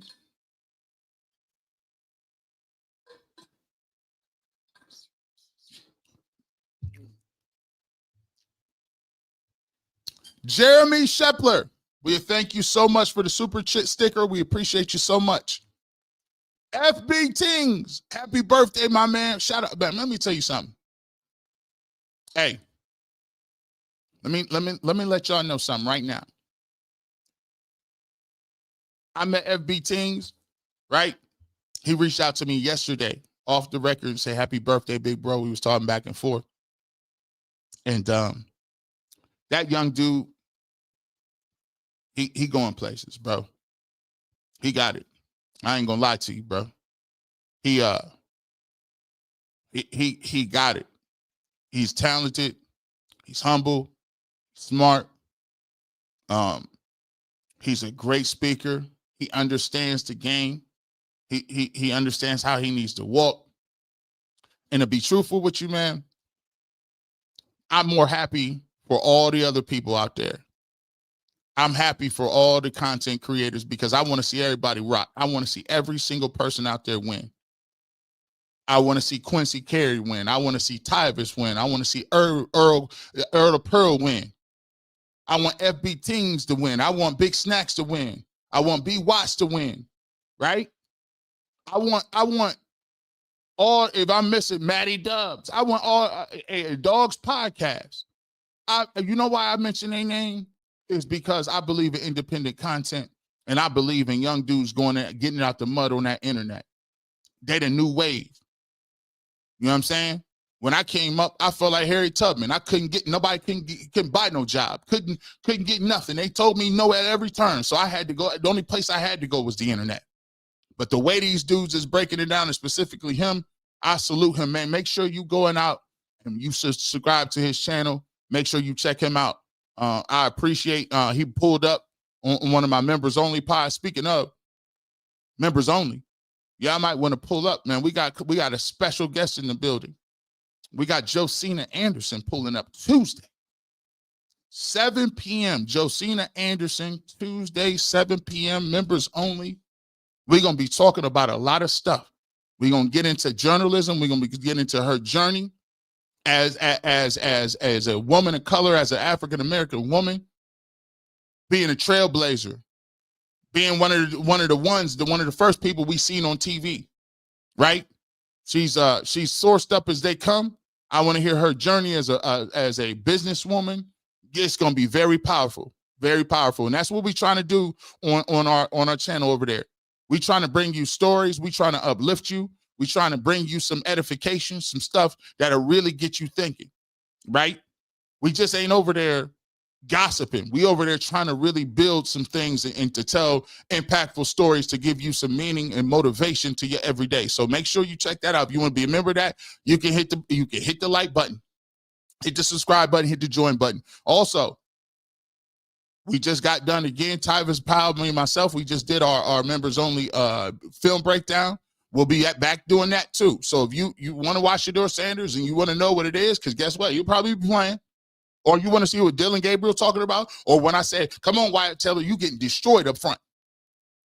You can do that because we break that down on Wednesday. So make sure if that's what you want to get into and you feel like there's a piece of where you want to get more content, it's available for you. But if not, just hit the like button. Daniel King G. Bush, I was ready to loose it on him yesterday. I need you to flatline the reckless work they was trying to put out there. I think we did a good job. Daniel King, I think we did a good job, right? So we appreciate you pulling up and peeping that. Selmo Fudd says, G. Bush, happy belated birthday. I heard you went viral. Yeah, man. And I didn't even understand the viral nature of it. I was so confused when I was at home because I got back from the immigration hearing. I was like, why am I going viral? Like, why would you go viral if you're a media member that's been working in the industry I've been doing this since 2010. It's 2025. It's 15 years. I don't know why would that be viral that I had people that reach out to me. That just goes to show you. Stay tuned. Happy belated birthday, G. Bush. Thank you so much. I appreciate you pulling up. Another Skywalker. Thank you so much, my guy. Happy birthday, G. Bush. We must protect G. Bush at all costs, y'all. Here's what we're going to say. I appreciate that. But we know what we got to do. We got to protect each other. We got to protect each other's peace, protect each other, and uplift the people. And most importantly, may God protect us all. J614, happy belated birthday. Tell Ross to stop coming on that energy, laughing about potentially ruining a man's career. It was weird seeing that, especially knowing the injuries, the injuries you had. Let me tell you, a lot of people reached out to me about this, right? So I'm gonna try to give you something in terms of where I come out with that. First of all, I don't ever condone hurting people, try to bounty people. And when he was, when he went into that story, a lot of people say, you laughed. I said, sometimes some certain things could be so shocking that you kind of, all you could do is laugh. You're like, dang, like, because you hearing firsthand, like, people that got a level of vitriol like that for another person just because they are who they are. And I've been on record multiple times saying, look, bro, I don't even think people could really be mentioning Prime like that, bro. From my perspective, because of who he is in our community, because of who he was as a player. Like, this is one of the greatest players of all time. This was one of the dudes who was one of the first people with a Nike deal, one of the first people to play two sports. Not only that, I like, as a man, and I could only speak for me. I always keep trying to tell y'all, I can't speak for everybody. All I can do is speak for who I am, what my principles are, and what I believe in. I happen to be on a lot of different platforms, and I always tell people, I can't be the person who every single time something happened, I gotta take charges, or I gotta make sure that I gotta say this or I gotta say that. That's not the point. That's not the place. And to be truthful, ain't my place. All I can do for people is to tell you what I feel and to give you the way I feel in my heart about certain things. And it's up to the community, it's up to the people to see what resonates and what fits. If I told you 100 times how I feel, you shouldn't need to be reminded about that 1,000 times. Because I've been consistent. I've been consistent on how I feel and where I roll with. And people have to be accountable for the things that they say or how they want to say it. That's up to them. So for me, when it comes to Coach Prime, first and foremost, he's a cancer survivor. Second of all, I respect what he did on the field. Third of all, I respect him because of his faith and the man he is, and I respect the way he treat his community and the way he go about his business and disciplining and coaching and doing all them things. He raised all of his sons. His sons ain't never been to no jail. His sons ain't never did nothing crazy. Nothing. So for me, I respect Coach Prime and everything that he stands for. Everything, all of it. I respect him to the nth degree. And I feel like there's a lot of people who don't like Prime, and that's on them. And they're going to have to deal with why they don't like him for whatever reason they don't like him. But at the end of the day, I can only stand on what I can stand on. And that goes for a lot of people. It's a season of, it's a season for everything. And right now, my season is, I'm talking about me. I'm focused on me. I'm focused on what I stand for, what I believe in. And if I want to change something, I'm going to put my energy into doing that. That's where I'm at with it. I don't know. I hope that answers your question, but it is, everybody gonna have an opinion and they're entitled to it. If you don't agree with that opinion, that's up to you to express that. But in terms of me and how I feel, you should know where I feel. And if you want to ask me, I'll tell you how I feel, right? But I appreciate the super chat, my guy. Meshach, happy birthday, G. Bush collab with Simply Ball Dropping on YouTube. I think I done reached out to him too. I think we got something in the works too. I'm I'm into collaborating. I got a lot of things pulling up. I got a lot of things jumping. Y'all want to see something? Hit me up. People know, hey, if you want to collab, hit me up. You know what I'm saying? Cash Money. Cash Money did not lose to No Limit. But I just want to say happy birthday. I enjoyed the show. Cleveland is going to be in parking lot tailgate. Man, Cash Money did not lose. Here's the thing. I don't think they lost. I just feel like the energy was a little different. I think, see, versus is a thing. So versus is, first of all, nobody really loses in versus because it brings awareness to legacy acts. It gets people back popping. People start touring again. The reality of the situation, when Wayne didn't show up, it was rough. Wayne didn't pull up, and he was sick. It was some discrepancies. But you got to understand, if it was just Cash Money versus No Limit, there's 2 or 3 people that wasn't there. When you don't have Mystical there, that's tough. When you don't have Lil Wayne there, that's rough. You know what I'm saying? So that kind of, but the thing about it is, if Cash Money was to say, we're not even gonna do that because I got Nicki and Drake and Tiger, it's done. You can't like that. Ain't nobody seeing that. We got Wayne, Nicki, Tiger. We're not doing that. I get what you're saying. It's Cash Money versus them. But if Lil Wayne is just there, they still lose that. But I think their stage presence was a little better. I liked that they was more unified. But catalog wise, Cash Money's catalog is better. E216. They just mad that you got juice. Keep your foot on their neck. They can't stand on business. Happy birthday, fam. I appreciate you, man. I appreciate you as well. Brody's bottom line was wild. Jason called Deshaun Watson a predator without evidence against him yesterday is nasty work. Again, hey, man, you want to know my take on Deshaun Watson? I've always said it. You know, my take, I only give you what I give you, is that in the United States, when you are acquitted by 2 grand juries, then you are acquitted of those crimes. They didn't even take you can indict a ham sandwich. My thing is, and I'm gonna just keep it real. You know, there's a lot of people running around calling predators and all that other good stuff. But there's people that's running our whole country that could be called the same. There's people like Trevor Bauer. There's people like Duke Lacrosse. I'm sure people was running around calling people Duke Lacrosse people predators, and then it was found out that it was not true.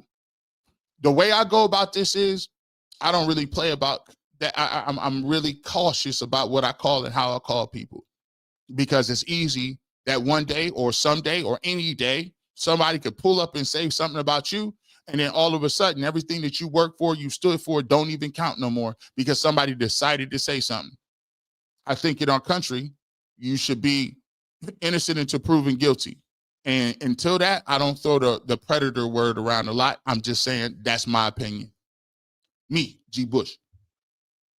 Sandra N., thank you so much for becoming a member. Welcome to the family. C.A. Anderson, my guy, I appreciate you. Happy birthday, my brother. Thank you so much for becoming a member, staying a member for 1 month. We appreciate you, man. Matthew Cherry.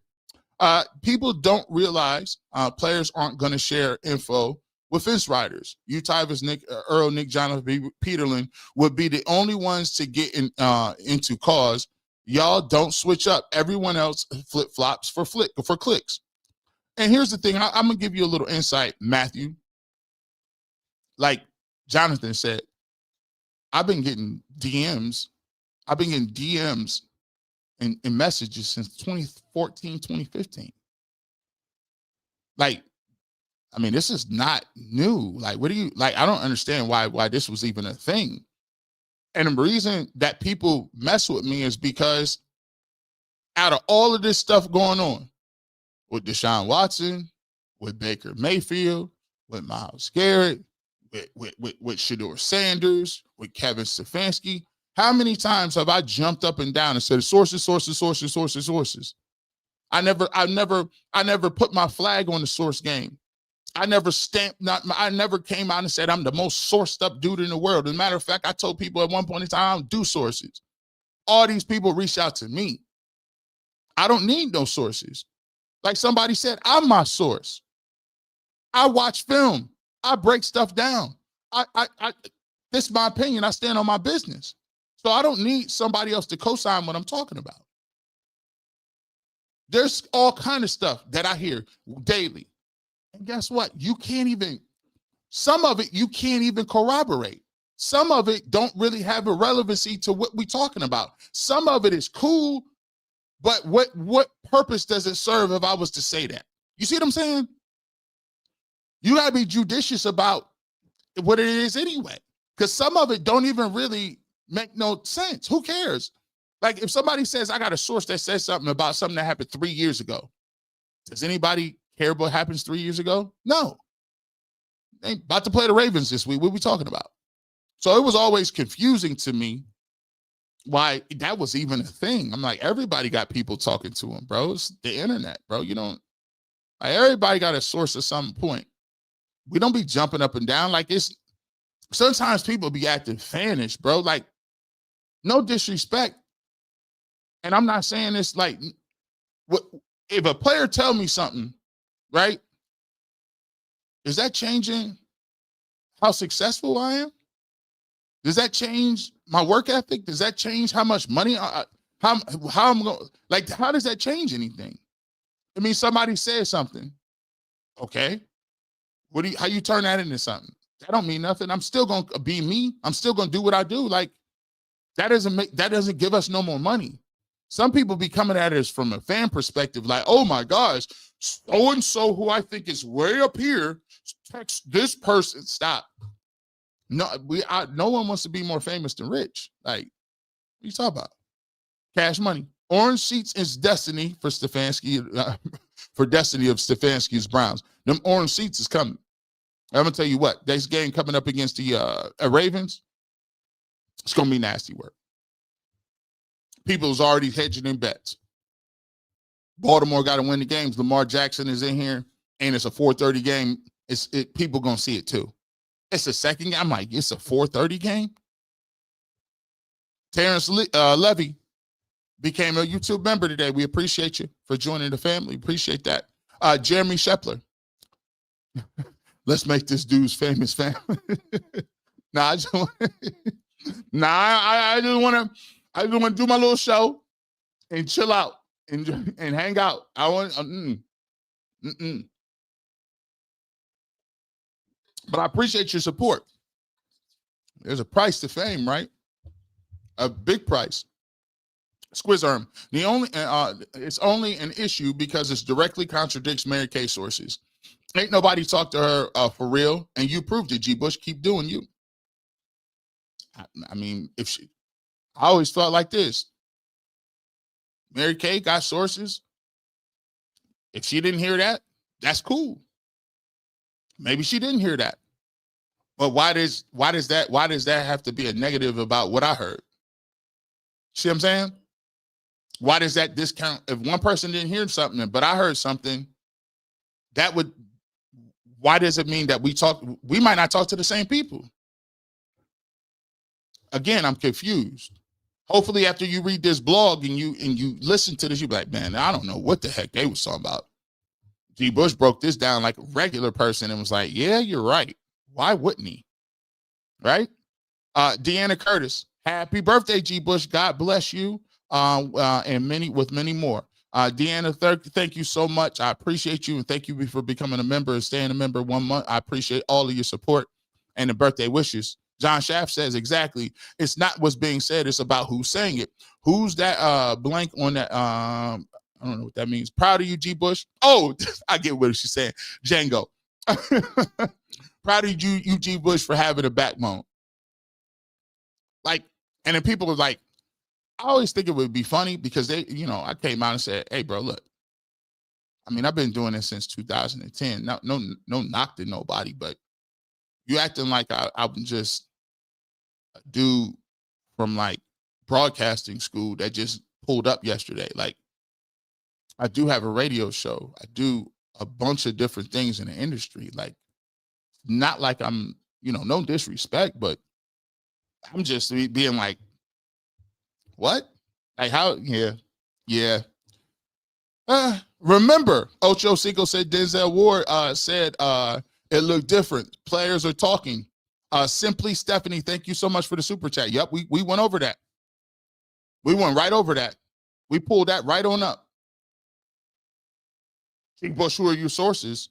Well, according to Ocho Cinco, who was on the record, there it is.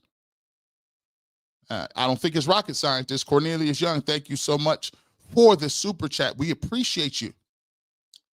DeMonte Williams, G. Bush Army riding with you until the wheels fall off. We appreciate you, man. We appreciate you. And here's the thing, too. Hey, look, like, let's get two things squared away here. Always remember this, and I want y'all to always remember this. Hey, bro, I ain't infallible. I am a human, a sinful human who has all of the nasty characteristics that we all have. You think I'm going to be perfect all the time? You think I can't get in my emotions and be wrong? Yeah. So what I'll ask you over here, and there's the one thing that separates this platform from every other platform. I tell you, I encourage you, do your research, cultivate your own personal opinion, and bring it to the table. You do not have to be, this is a state-run media. You don't have to agree with me 24 hours a day, 365 days a year for you to be a part of this community. This community is about open discourse, and we don't, listen, we just talk, shout out to what's the name? Where Wagner at? Right? We don't mute or silence people. We go right along with it. We don't got no problem with nobody saying G. Bush's name in public or in private. If you listen, you know what? Ask how many, you know how many accounts we go around here? People reach out to me and say, yo, G. Bush, your clips is crazy. You know what I'm saying? Your shows that you be doing. Like, you mind if I use your clips? Ask around.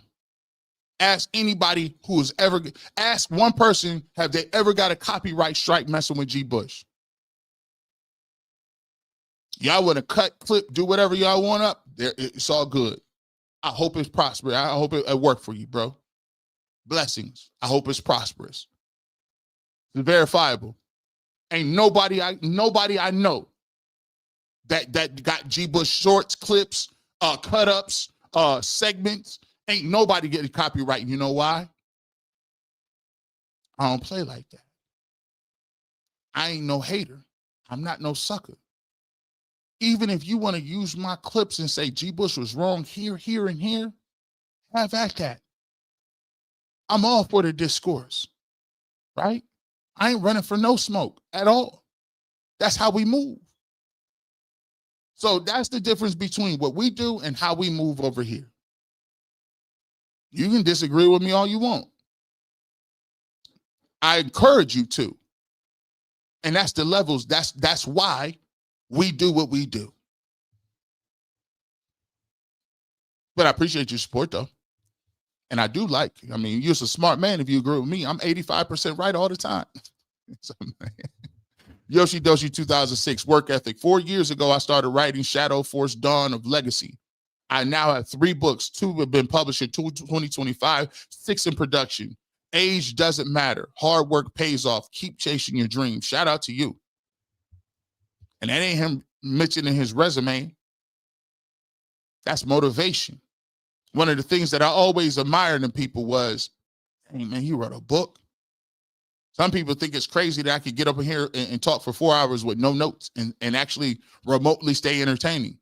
I admire people that are able to do things like that, write books. You know how, listen, man, I had a 40-page dissertation that I needed to do to graduate out of business school. And I procrastinated. Let me tell you something. You don't know how many pages it is that they tell you, I need 40 pages, single spaced. By the time you get to 10, you like, man, this is a lot. You stretch and get to 20. By the time you get to 20, you feel like you in the forest running around, walking in circles with no compass. Because you like 40 pages is a lot. So anybody that got novels, I respect the heck out of you. Daniel King, tell Lyman, all these fabricated lines, they go equal up to this real. You know what? He did. I shout out to him. I texted with him the other day. Grown man bars is something you're going to have to deal with. Man, you're right. Now, by the way, Daniel King, who started grown man bars? Was it Goods or Rex? People forget Goods had GMB. GMB, he did. Right? Mm-hmm. Shout out to Rex. Rex don't get a lot of credit he deserved. Double D giving them the large picture. Hoodie Lux. Hoodie Lux. I'm telling you. All them hospitals giving beds out. First smack back. Got to get back smack. If you know, you know. All first verse. All first verse. Let's keep it moving. Pac Wesley. Pac Wesley? Poke Wesley. This is, I don't know, but I appreciate you. People saying Shedeur not ready, but there's a video out there of Mary Kay of Shedeur dancing right before practice. Why would he be dancing in practice if he's not balling? He's balling and dancing on them. Losers don't dance in practice. Gangsters don't dance, they boogie. Yeah, bro. Shedeur got, listen. Shedeur got that, he's loving life right now, man. Bro, listen. He's starting to lock in. He's starting to see that promised land. He's starting to see them gates. He's starting to actually see the path to the field. I got to get ready. He's starting to see it and understand it. And Tommy Reese is calling the plays. He need to be getting with his folks right now. Hey, Juckins, I need you to get to, here's how we need to be working with it. Get with your receivers. Get with Jerry Jeudy. If you're listening, 12.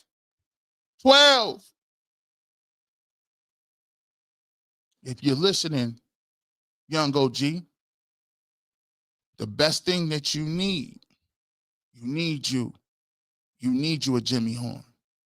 You need you a Travis Hunter. Start getting ready with Jerry Jeudy. You're going to need him to ball out.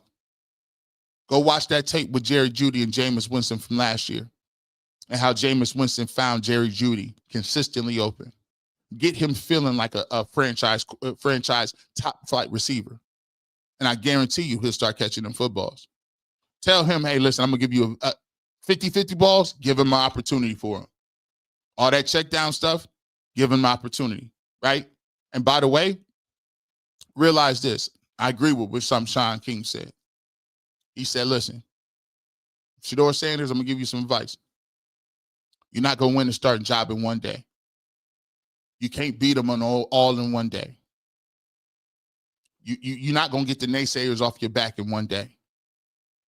You can't prove them all wrong in one day. Keep building. Build. Understand where to take your shots at. Understand where to make your plays at.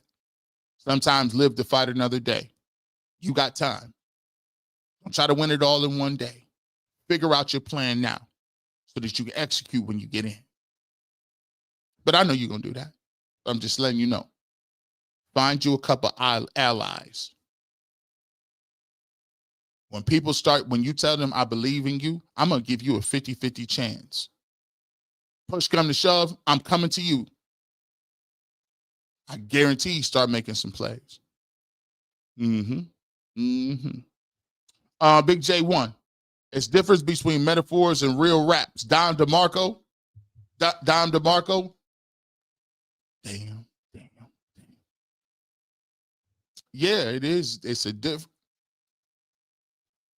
See, that's what I be telling you. I mean, I don't know Big J1. But if you go ask a beat reporter, what's the difference between grown man? It's a difference between metaphors and real rap.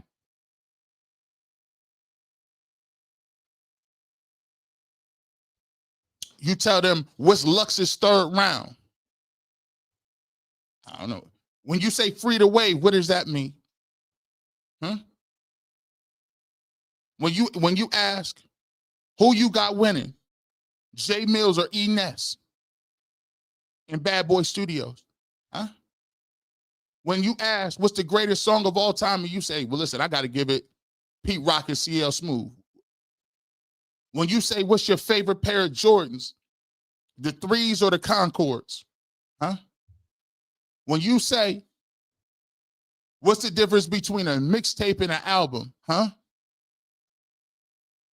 When you ask what is Dat Piff, huh?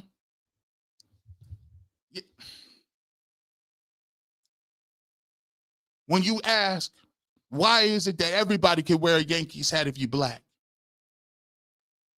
We know why.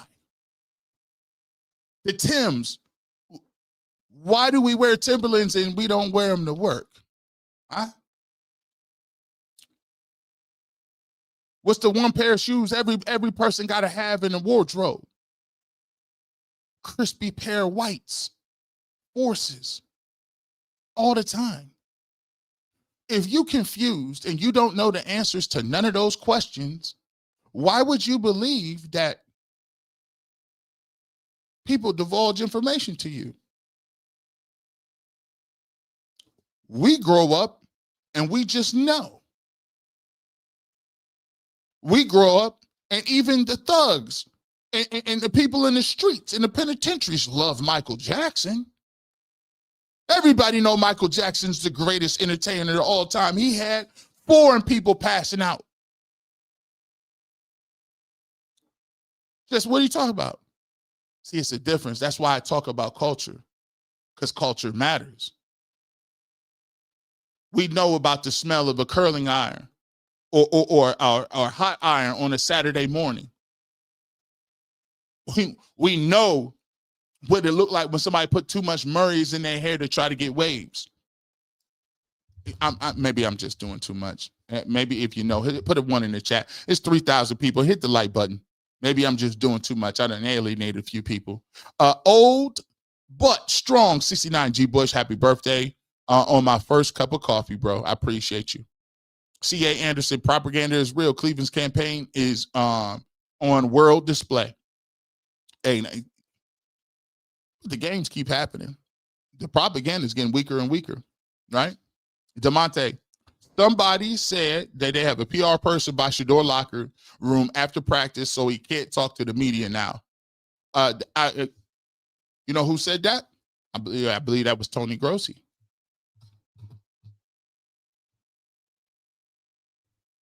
I mean, you see how we working with that? He said he can't even talk to Shedeur.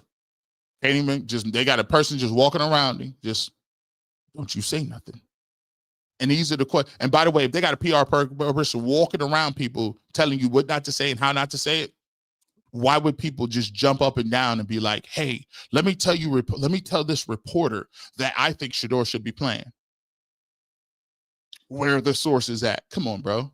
They got the Gestapo in there. They got the federales in there. Let's just waiting. Nah, we got the CIA agents, man. Nish speaking. Praying that is your best year yet in life, G. We appreciate you, fam. Stay in this virtual pulpit. I appreciate you. I appreciate your well wishes.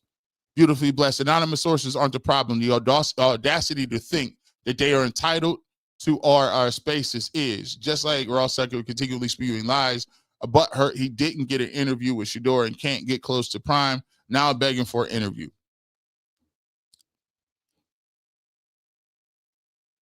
There's a lot of people. Look, I told my wife this. This is crazy. I told my wife this. I said, look, people always say, hey, you should interview Shedeur, or you should interview Prime, or you should interview this. I said, if I had an opportunity to interview Prime or Shedeur, I wouldn't even talk about football. I don't really care about to talk football with them, right? I want to talk about other things. I want to talk about community. I want to talk about faith. I want to talk about purpose. I want to talk about shoes. I want to talk about hobbies. I want to talk about mental health. I want to talk about peace, prosperity, family. I want to talk about things that actually matter, right? And I would never go up to Shedeur Sanders or nobody in his family say, hey, let me get an interview, because I understand how that's perceived. Even if I ever spoke to Shedeur Sanders, nobody would ever know about it, because the individuals and where we come from, it's just another place to use to destroy your credibility. If he plays a bad game, oh, you should have not. If you would have been worried about throwing the football instead of going on G. Bush's platform, you would be good. Coach Prime, yeah, G. Bush, the reason you say what you say is because you got Coach Prime on there boosting your ratings. It's G. Bush, we know that you was doing this because it's an easy trap. It's an easy trap. They just use it to discredit you and say this is another bad reason. You're hanging out with bloggers. Like, come on, guys. Even if I talk to Shedeur Sanders every day, I would never say anything. Because at the end of the day, that's part of the game, is realizing with sources what's relevant and what's not. And sometimes your job is to protect your credibility and to sanctity of what you do. I need to be able to have the latitude to speak on what I want to speak on. And if somebody play bad, I need to be able to say you played bad. Just like if I feel like you're getting railroaded and I think it ain't no competition, you're not being given a fair shot, I would need the space to say that too. So sometimes when it comes to sourcing and relationships, that's not to be talked about. That's not to even be put out there, because that's not what the job is. So that's where I come off on it. Even if I did, I wouldn't even be messing around to have no interviews where I'm like, oh, I got Shedeur Sanders on today. Nah, because that would be counterproductive to his success in this city. Jeremy Shepler, look, I'm just an old veteran kill buck from Ohio, and even I can see that Kevin Stefanski is absolutely biased, we'll say. G, are you truly one of the greats? You don't care what it feels like. Kevin Stefanski, at some point in time, I always say it, what's going to keep Kevin Stefanski in his job is what's happening on the football field. And if Kevin Stefanski is not performing, the opportunity for him to be the coach won't be here anymore, and he won't have the power to keep Shedeur Sanders off the field. So, hopefully that works out for him. But winning and losing ultimately gets you up out of here. Miss Bell, I follow Coach Prime Shedeur. Now you for the same reason. Y'all still fighting for the unapologetically, like us elders have done. I pray for your support. Each of you, keep hope alive. But look, I think I fight for that, but I also fight for the ability to see life in a different lens. That it's okay to talk about your life experiences. It's okay to say that I have a different experience than you. And it's okay for me to express that. I'm from a completely different culture than my wife. My wife tells me about her culture. Do I get offended that she talks about her culture? Why?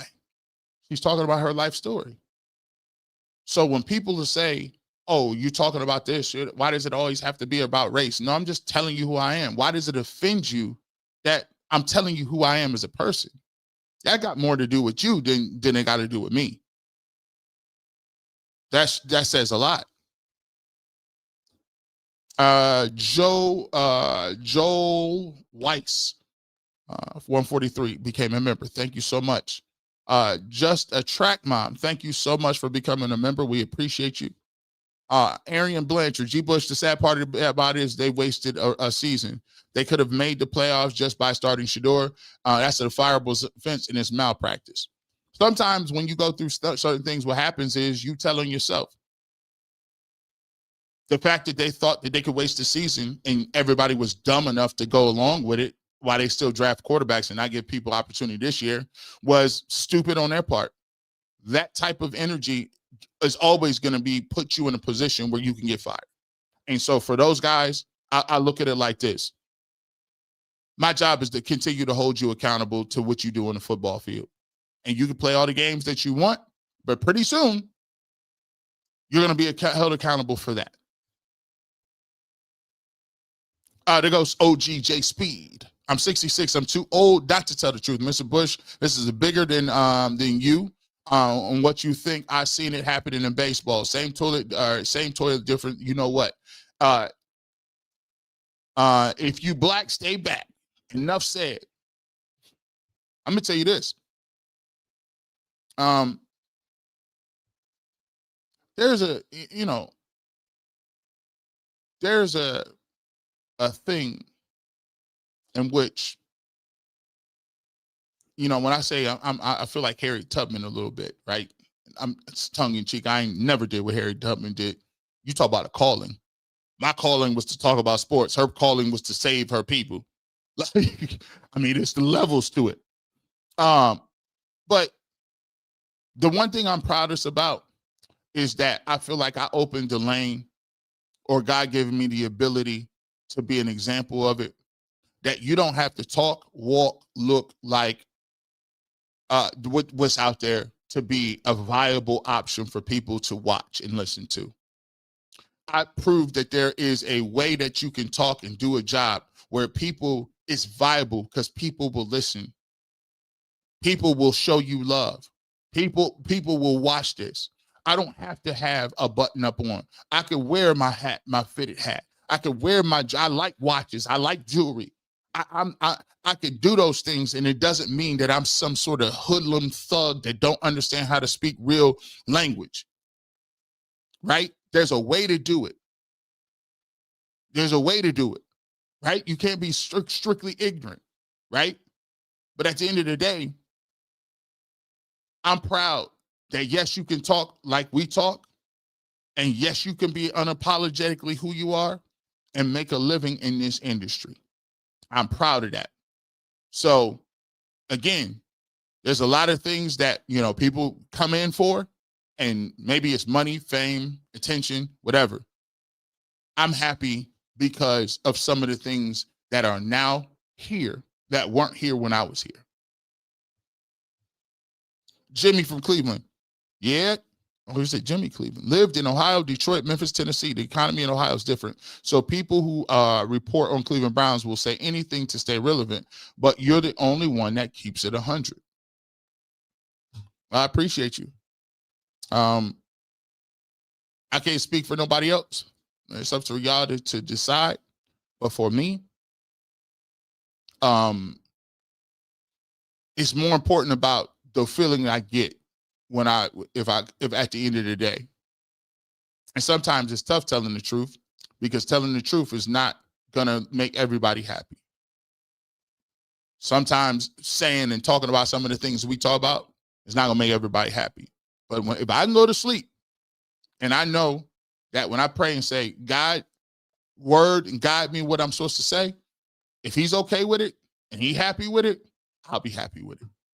Soul Train, quarterbacks, they connect with the youth, expand the team brand, support everywhere like a Lamar, Mahomes, and Allen. 12 is good, helps Cleveland's reputation. Facts.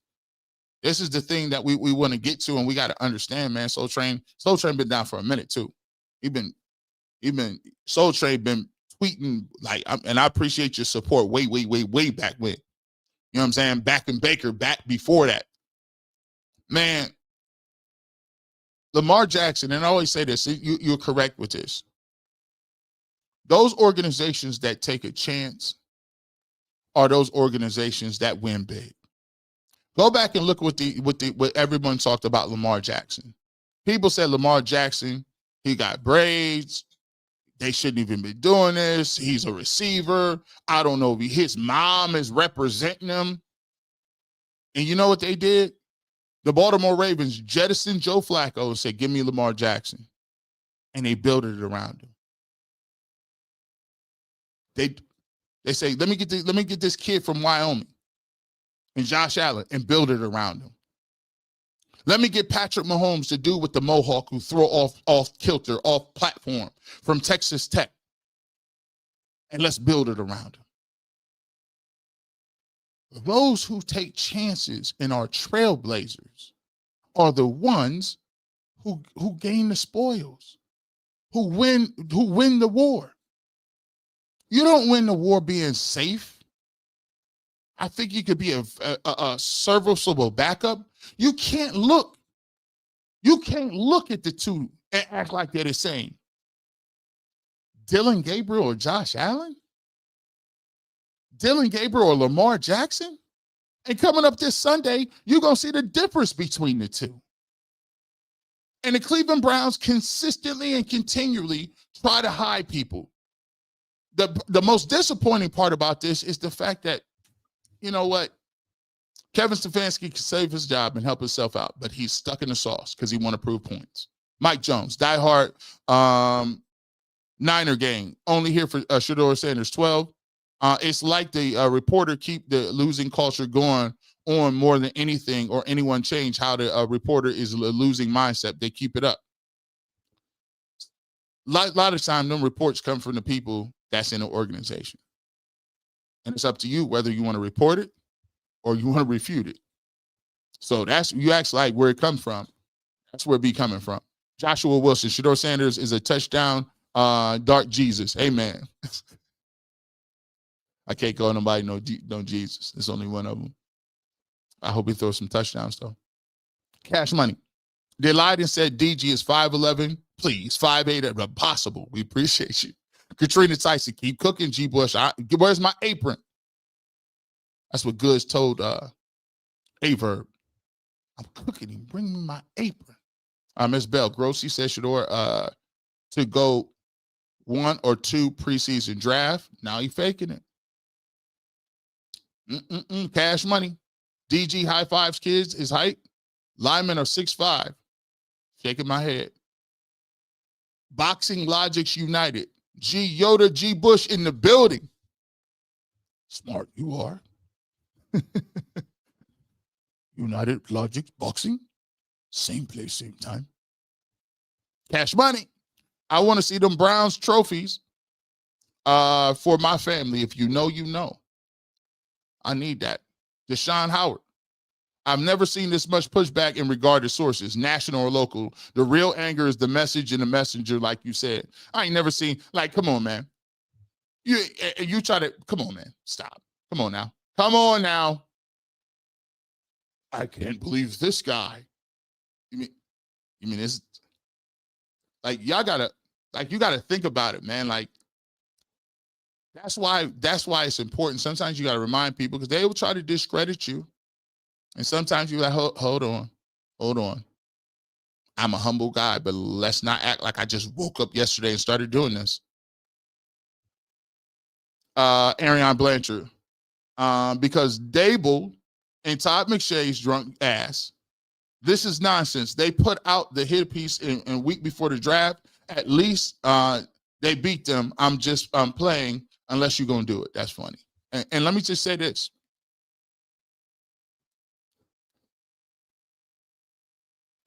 Brian Dable, you out of a job. You should have been worried about what you was doing. All that Shedeur Sanders, he was bro, listen, you was all that. He was doing this and disrespectful. I think it's disrespectful that your quarterback got 4 or 5 concussions and you're trying to get him to go back into the football. See, this is YG Bush. I think that's a little more disrespectful. You up out of a job now too. That's what happens when narratives can't save your job, bro.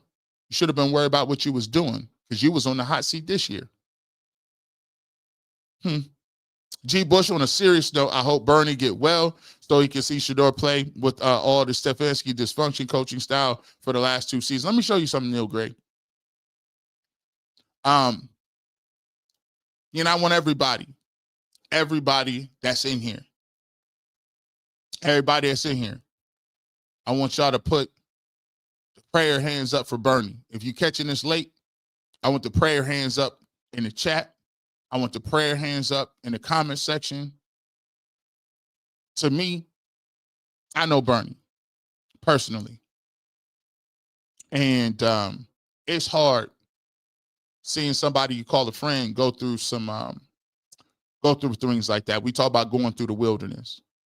And the fact that Bernie keep going and won't stop and continues to do what he do is courage beyond courage.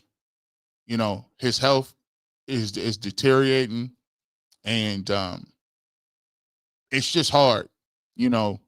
I don't really get too close to players, and I don't really you try to keep a separation of church and state, but Bernie was one of the real ones who just liked how I talked, and then we can sparked up a genuine relationship.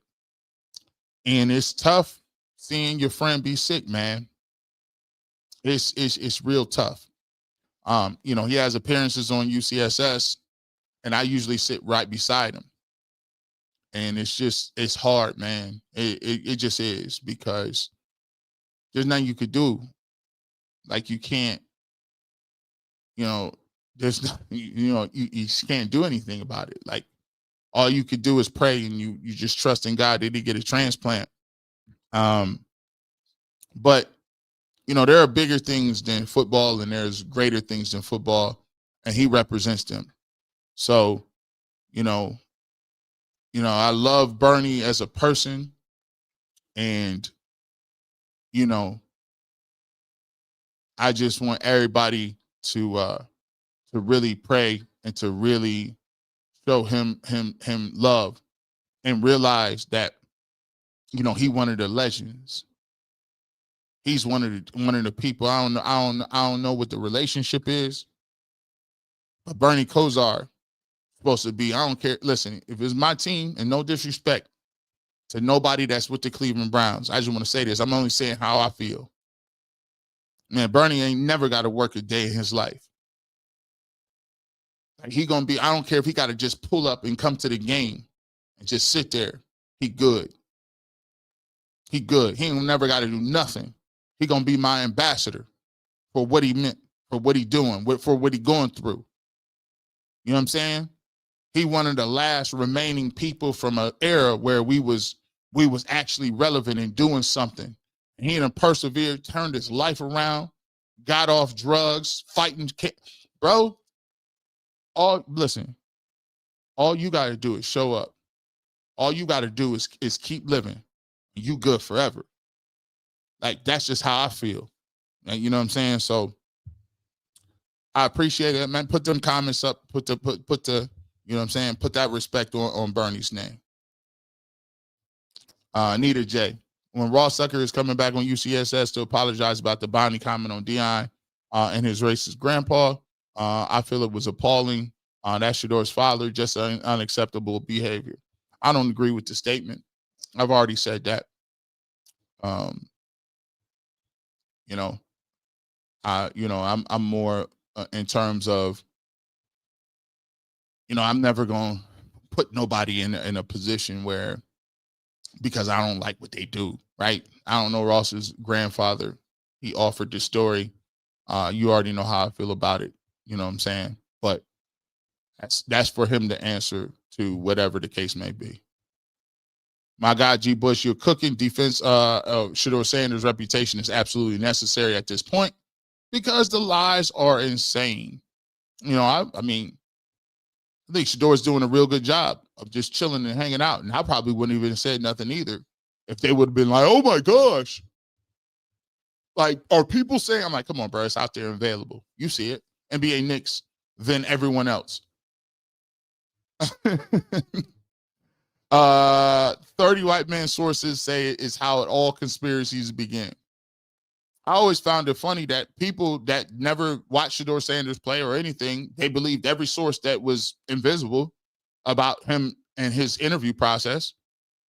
But you can't believe that people that are Browns players are like, yeah, I think he's pretty good. Even they said it on record. It's kind of wild. Miss Sunny FL. The sad part is the whole city is looking. The restaurants that hired extras help. Nobody cares from the organization. Browns are losing. But I tell you what, though, it's going to be some people that's waiting to see it. Eric, thank you, G. Bush. Thank you so much for the super chat. We appreciate you.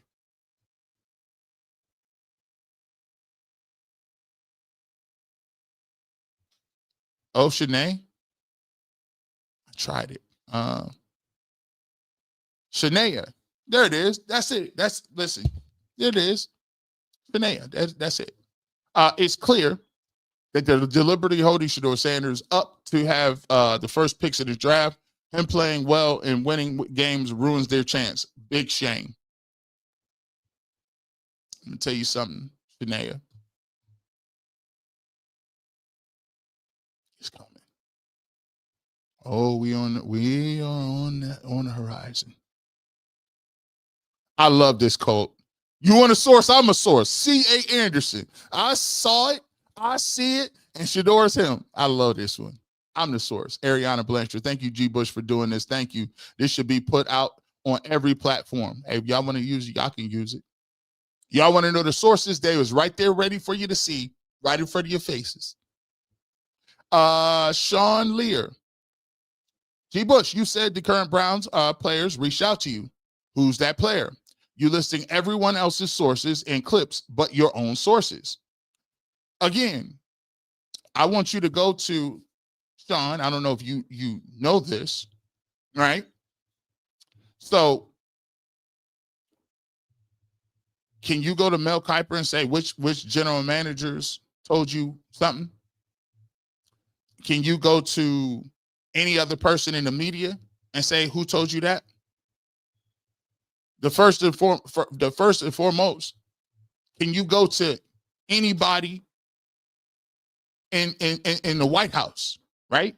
When somebody writes an article, right, in the Washington Post or the New York Times, and they say, we got 3 Republican people on Capitol Hill. We got 3 Democratic Republicans, sources on Capitol Hill in the Senate. We got a source from inside the cabinet. Do you know the CIA has sources, confidential informants? Why would you understand? I don't know if you might understand the way this thing works. People don't reveal sources. Then it would be counterproductive to people telling you things. So I don't know if you feel like you questioning my sources is then going to make me break a principle that is old as time, but why would I do that?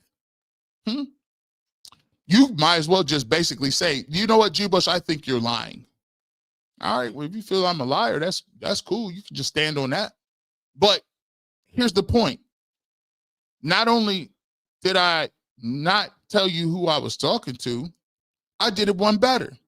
I then went to and destroyed the premise and said, all these people said he can play on record. So if you want a source, here's 1, 2, 3, 4, 5, 6, 10.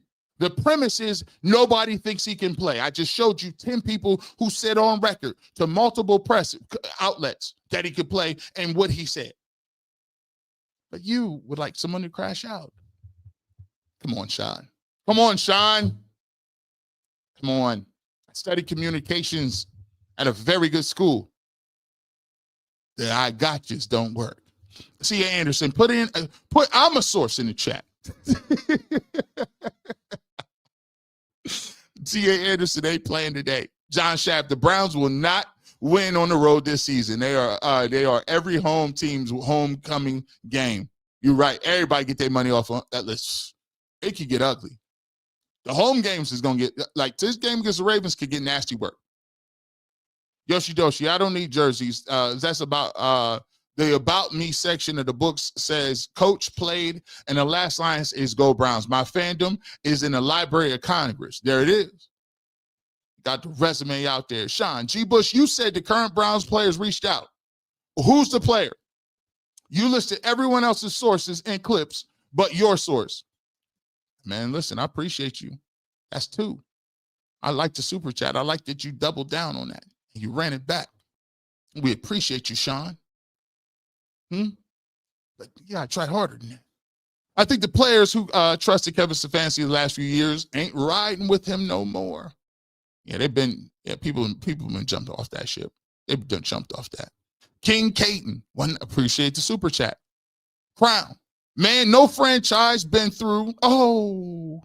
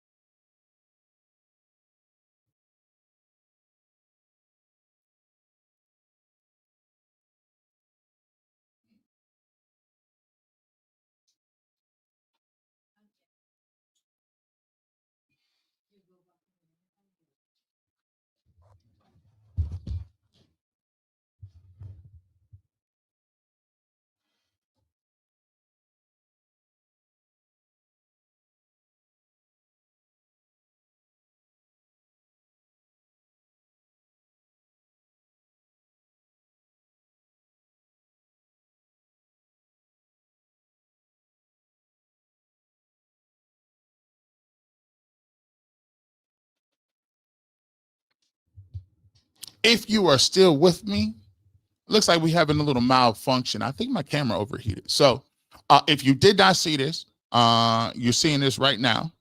We appreciate you holding on. We want to get to a couple of them. Yeah, I think that's what it is. Oh, we'll see how it works. Oh, are we back? There we go. There we go. All right. Let's get back to it. We appreciate we appreciate you guys. Let's try to work through these because I don't want it to overheat again. Where was we at? All right, here we go. Let's figure out our place. Here we go. Squizarm says, wasn't Dable the one who said Shedeur bombed the interview he called because he did not know a couple of terms? Yeah, that was him. Yep, that was him. That was him hating. Well, I guess he don't need to know his terms anyway. He out of here too. Cameron Kelly. Dan Orlovsky had the same agent as Kevin Stefanski and Dylan Gabriel, I guess.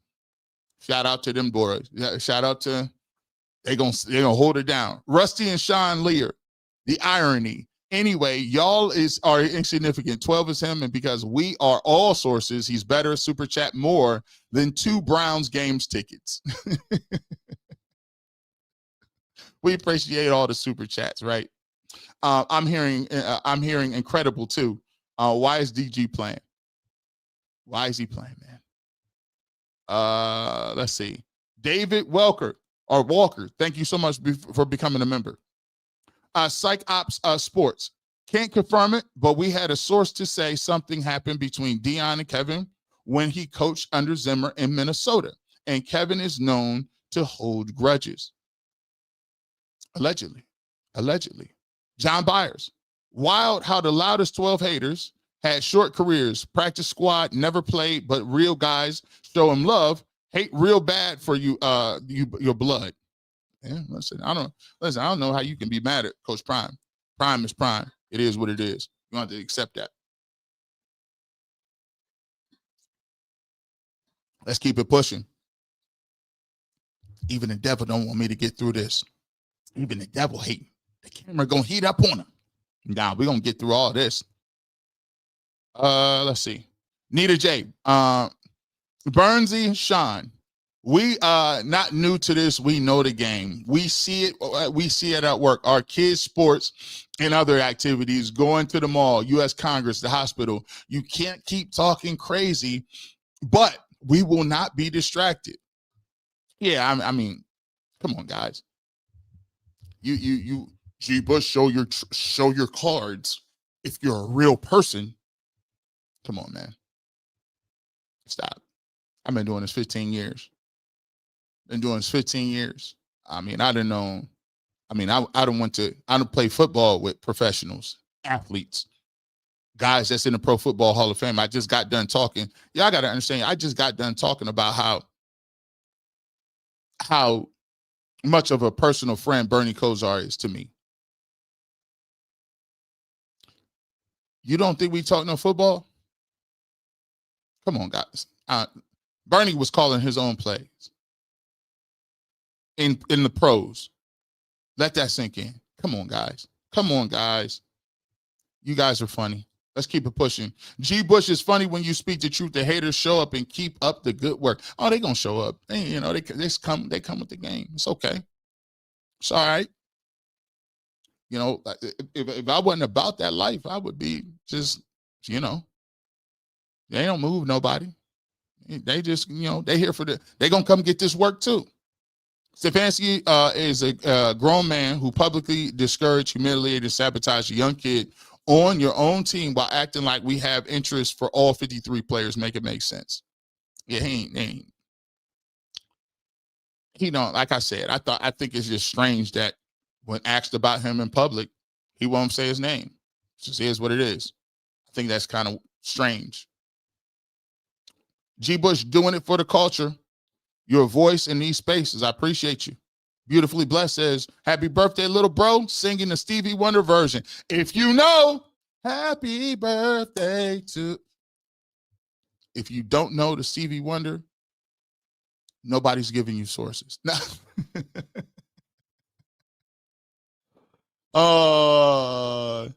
G, it's time for some moderators in the chat, people in the chat. The White Hoods is showing up strong. They'll be all right. We'll get them together. They're all right. Yeah, you cool. The sources are the fans that have seen Shedeur play in high school. Nick Saban, one of them. J-State, Division II Freshman of the Year. Colorado, Big 12 Player of the Year. God's will can't be undermined. John Shaft, we appreciate you. And we don't got to validate nothing. That's another thing. Validation is over. What makes you feel like I got to explain anything to you? Do you think that, like, I'm going to have to convince you and then I'm going to jump off what I'm saying about a football player? Like, your opinion, really, I don't even really pay attention to a lot of people's opinion. I mean, what good is yours? I mean, so I'm not going to be whole until Sam and Chagrin Falls is telling me that he agrees finally. Come on, man. Come on, man. Stop. John Byers, the idea that coaches always want the best player, best talent, that has to stop. Belichick tried to trade the GOAT for Jimmy G. His hate was strong. By the way, Bill Belichick got jettisoned because it was between him and Tom Brady. Tom Brady went on to win his championship, and Bill Belichick is doing, he's not doing so well, getting destroyed in Chapel Hill. Come on, dog. Then nobody want to give him no job. What are you talking about? People play the best players. Why would you? Do you think the best people in our world run our country? The smartest people are the CEOs? The hardest working people make the most money? Like, what world do you think we live in? We've been told our whole lives that, and we found out the hard way our whole lives, that the people on top ain't the people that deserve to be there. But they do a good job of fooling the people that put them in those positions, think that they're there for a reason. Not me. Not I. Jeremy Augustin. Some people call Stefanski the Dylan Gabriel of coaching. He does have shortcomings in terms of his playbook. I don't like the pick or his playbook. Tony QTT. Super good show, G. Bush. Love it. Thank you so much, sir. Roshi Doshi. Congratulations, Rosie. Great day. I'm happy for you. Thank you so much. Reverend BJ Nelson. Congrats, Miss Rosie Bush. Awesome. You see you, auntie. I think she gonna get to do. Are you gonna have your Colorado stuff on when you sign in? They do the oath thing. You know, I swear to, you know what I'm saying, uphold the Constitution. No, that's for public officials. But yeah, I think they give her a flag or some certificate. I said this is anticlimactic. They got to give you like a, you know what I'm saying, don't give you like no bonds or no stocks or nothing. You just give you a photo op. I need something more than that. Sean Lear. G. Bush, you said the current Browns players reached out to you. Who's that player? You're listing everyone else's sources and clips, but your own source. Sean, I thank you so much for the super chat. Cut, copy, paste is a great function. What up, G. Bush? I'm a Panthers fan and new member of your barbershop. I said on UC, it says Browns fans should fire everybody, hire Louis Rig. GB should hire a Leftwich and offensive coordinator and Shedeur and take off. I'm gonna see if they keep Schwartz. I like Leftwich as an offensive coordinator. I don't know if Louis Riddick wants to get back into it. It's stressful being back into what's the name. It's stressful getting back into this game. He's making a lot of money doing a lot of different things. But I'm willing to listen to a lot of different stuff. I listened to this regime. I mean, it can't be worse. Nathaniel Lasik, 2478. G. Bush, Emmanuel Acho says Shedeur Sanders was a 5th-round pick, and we use gloves when we talk about Shedeur. No one has a 5th-round pick in his draft slide, was most in the NFL history. My thing is, I always tell people like this. I don't handle nobody with no gloves. Like, the thing is, where has he played? If you got a grade on Shedeur Sanders, you think you can play back in Colorado, what meaningful football game has he played since his last game in Colorado? He played in the preseason game, but y'all told me preseason didn't count until he played too well against the Panthers, and you said it didn't count. But then you thought he didn't play well against the Rams, but that counted. So which is it? So my thing is, bro, there hasn't been a meaningful game. And what kid gloves are we talking about? The only kid gloves we handling is acting like Dylan Gabriel's him. The reason why we do most of our content on why Shedeur Sanders isn't ready in terms of comparing why Dylan Gabriel is playing poorly and was never a pick that the Browns should even put this stamp on. See what I'm saying? That's the catch-20. That's the trick they pulled. G. Bush, Sarita Allen, thank you so much. Happy birthday, my fellow Scorpio. They're trying to discredit you, but keep telling the truth. Love your show. Thank you so much. We appreciate you. Shout out to all the Scorpios out there. Bro, you can't discredit. Ain't nothing to discredit. Like, hey, by the way, let me ask you this question. Which colleague in the media has come out and said I was lying? That's a question you need to ask yourself. Who said that? Not one person. Nobody. Who said that? Nobody